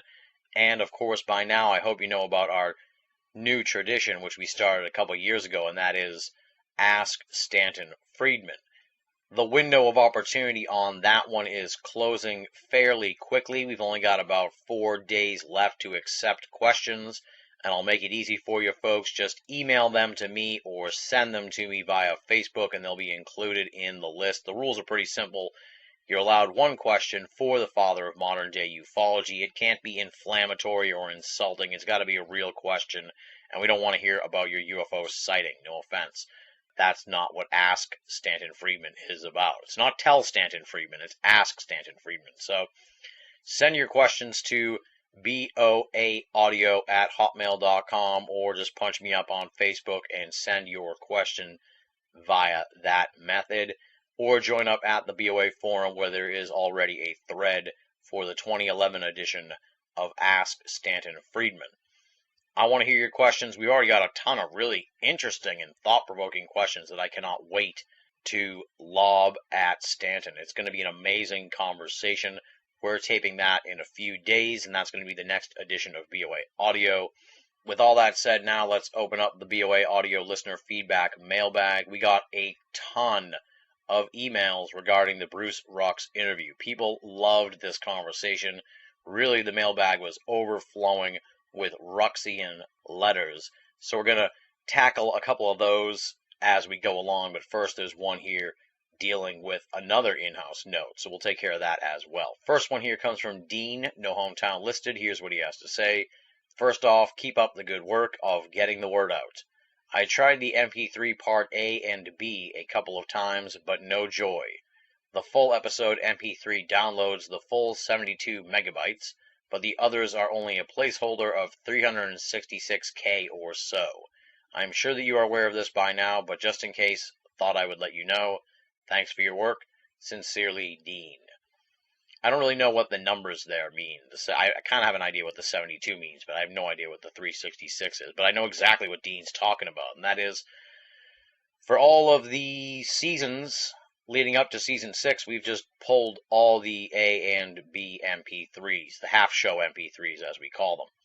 The gist of all that is really the big audio transfer project did not allow for the half-show MP3s to be saved. So anyone looking for Part A and Part B of any previous season, they're not going to be able to find them. They don't exist anymore online, much like the Lost Cast, and we're not going to bring them back either. I mean, the Part A and Part B concept for the MP3s was something we did when we first started the show back in like 2005. And it has just kind of grown to be antiquated. So we're still doing it here for Season 6, but I'm pretty sure we're going to phase out the half-show MP3s in Season 7. We've kind of led people into just downloading the full show MP3s, and no other programs really do half-show MP3s as far as I can tell. So it just seems, as I said, like an antiquated process and just additional work for me that keeps me from getting the episodes out to folks as fast as possible. So we'll keep doing the half show MP3s for Season 6, and then in Season 7 we're going to drop the half shows unless there's some overwhelming listener feedback that insists we keep the half show MP3s going. But I like to think that most folks are pretty accustomed to the full show MP3s at this point, regardless of how long they are. Sometimes they're like 2.5 hour long MP3s, but people seem used to them now, and I think the downloading technology has reached the point where those massive MP3s are not as big a problem as they used to be. So that's sort of where we stand on the half-show MP3s. Thanks for writing in, Dean. It's definitely something that I wanted to bring up here on the program. Just needed the right outlet to do so. And as I said, if we get a whole bunch of listener feedback saying, no, don't drop half-shows, then I'll reconsider the decision to get rid of them for Season 7. Next email is, as I said, one of many, many letters I got regarding the Bruce Rux interview. So happy that folks enjoyed hearing from my buddy Bruce once again. This one comes from Troy, no hometown listed. Here's what he has to say. Just writing to say thanks for getting Bruce Rux back on. It was an amazing conversation you and he had. I find his theory to be the most concise and logical I have heard in a very long time. The way he connected the dots gave me a few aha moments. His humbleness to say I don't know and I could be wrong is good to hear. There are too many know-it-alls in esoterica, and we could use more researchers like Bruce Rux. I will definitely be ordering his Architects of the Underworld book, and I'm looking forward to your next interview that you have with him. Thanks for getting down to business and rock and rollin'. Sincerely, Troy. Well, thank you for writing in, Troy. Glad to hear you enjoyed the Bruce Rux interview. I agree that his humbleness of saying when he does not know something is refreshing. A lot of people in esoterica just sort of surmise things and don't really go out of their way to explain that they're surmising or speculating. They just say, based on everything, this is what it is. And you don't know that for sure. But Bruce, he does not go that route. I do like how Bruce is steadfast about his perspective on things, but also always willing to consider new evidence, which also is pretty refreshing from someone in esoterica. As you said, this field is littered with know-it-alls and definitely could use more folks like Bruce Rux. Definitely go out and get Architects of the Underworld. My copy is sitting right here on my desk, and I'm going to begin really diving into it during the between seasons break so we can have him back as soon as possible on season 7. And of course, thank you for writing in, Troy. Next email comes from Paul, no hometown listed, and here's what he has to say. Thanks for bringing back Bruce Rux for season 6. I've been a long-time listener of BOA, and I have found your shows to be level-headed and provocative at the same time. But I was blown away by the 3-part interview with Bruce Rux in season 4. I bought both of Bruce's books after the interview and found Hollywood vs. the Aliens fascinating and a fun read. Architects of the Underworld, however, was an incredible mind-blower.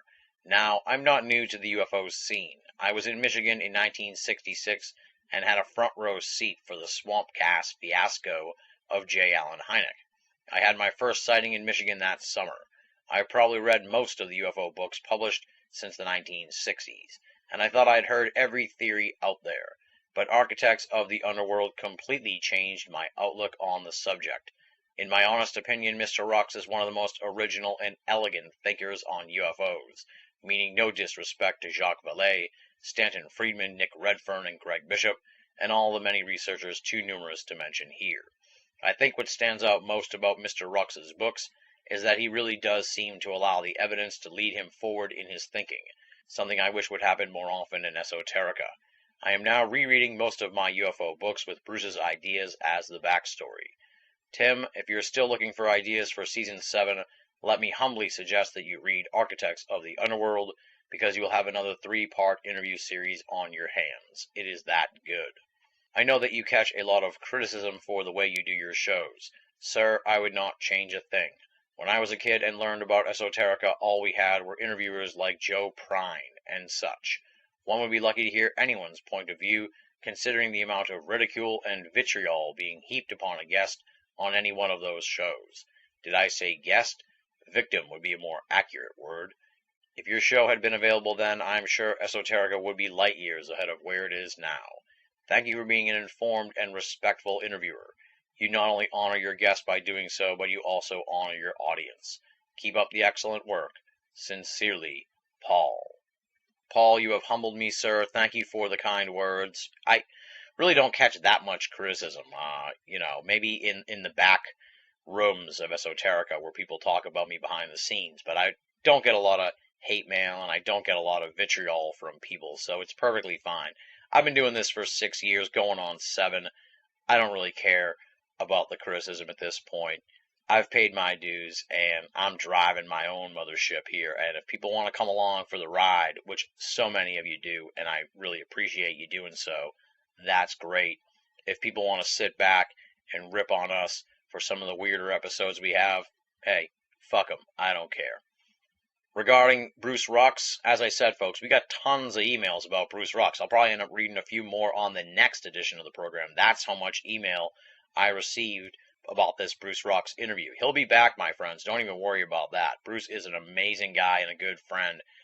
And I can tell you that I've already heard back from him since the interview got posted. I don't know if I mentioned this on the show or not, but I feel so bad because Bruce sends me these emails that are like 6 paragraphs long, and I barely have the time to write them back.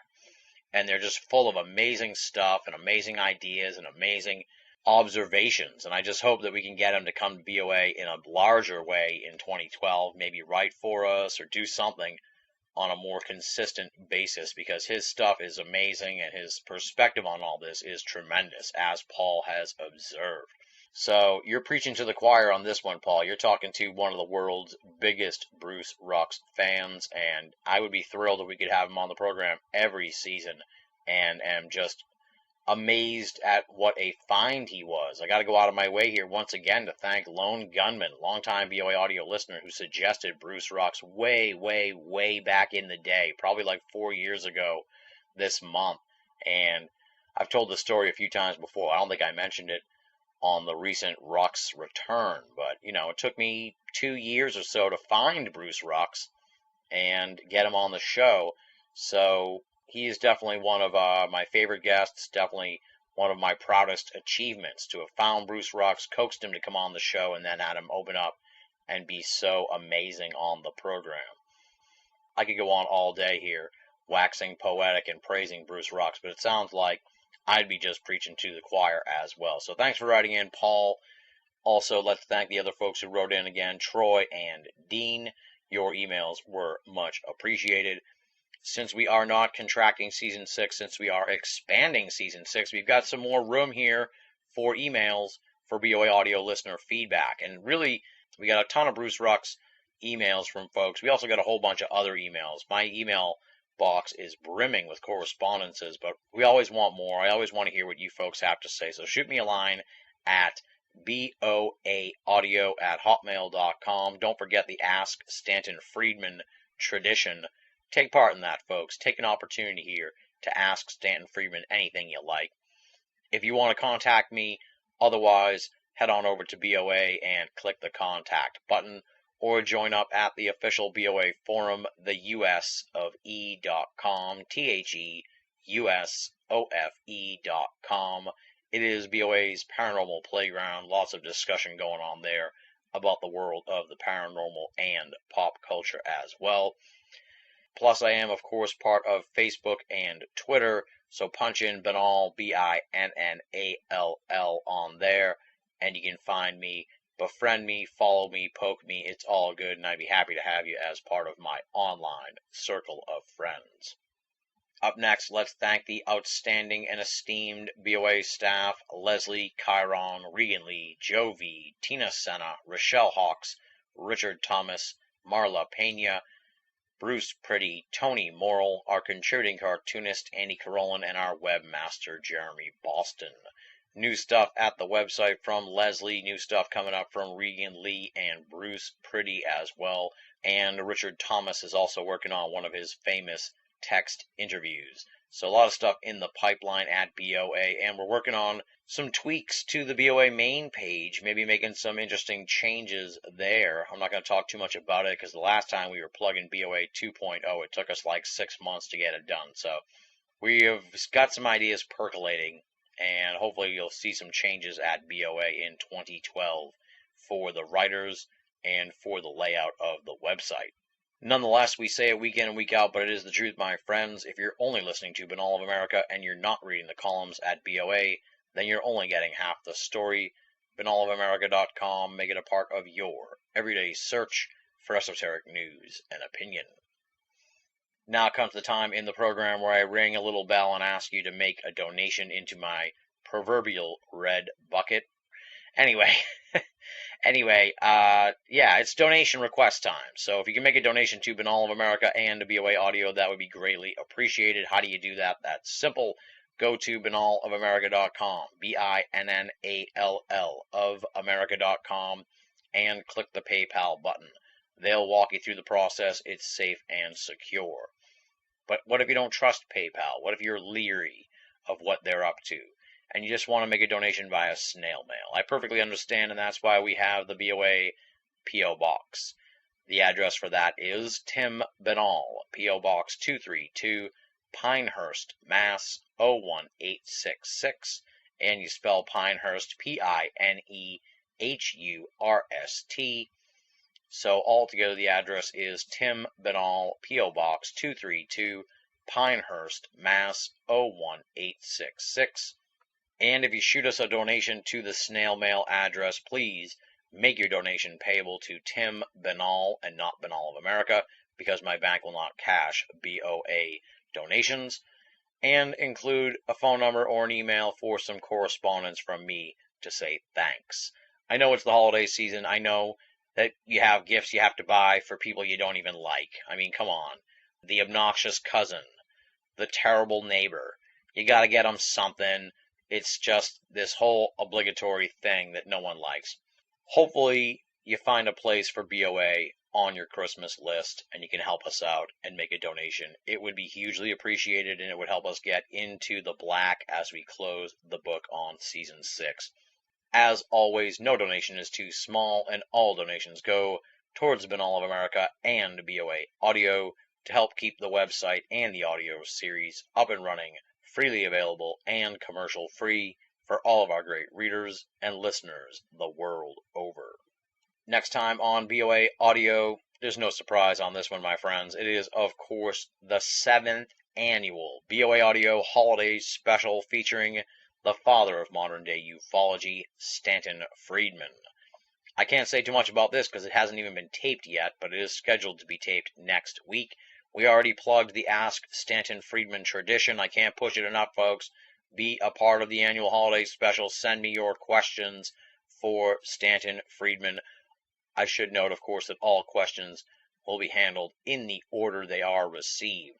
So if you're listening to this and you send one in 2 weeks, it's not going to get read. Maybe I'll put it in a file for the 8th annual holiday special, but we're getting ahead of ourselves.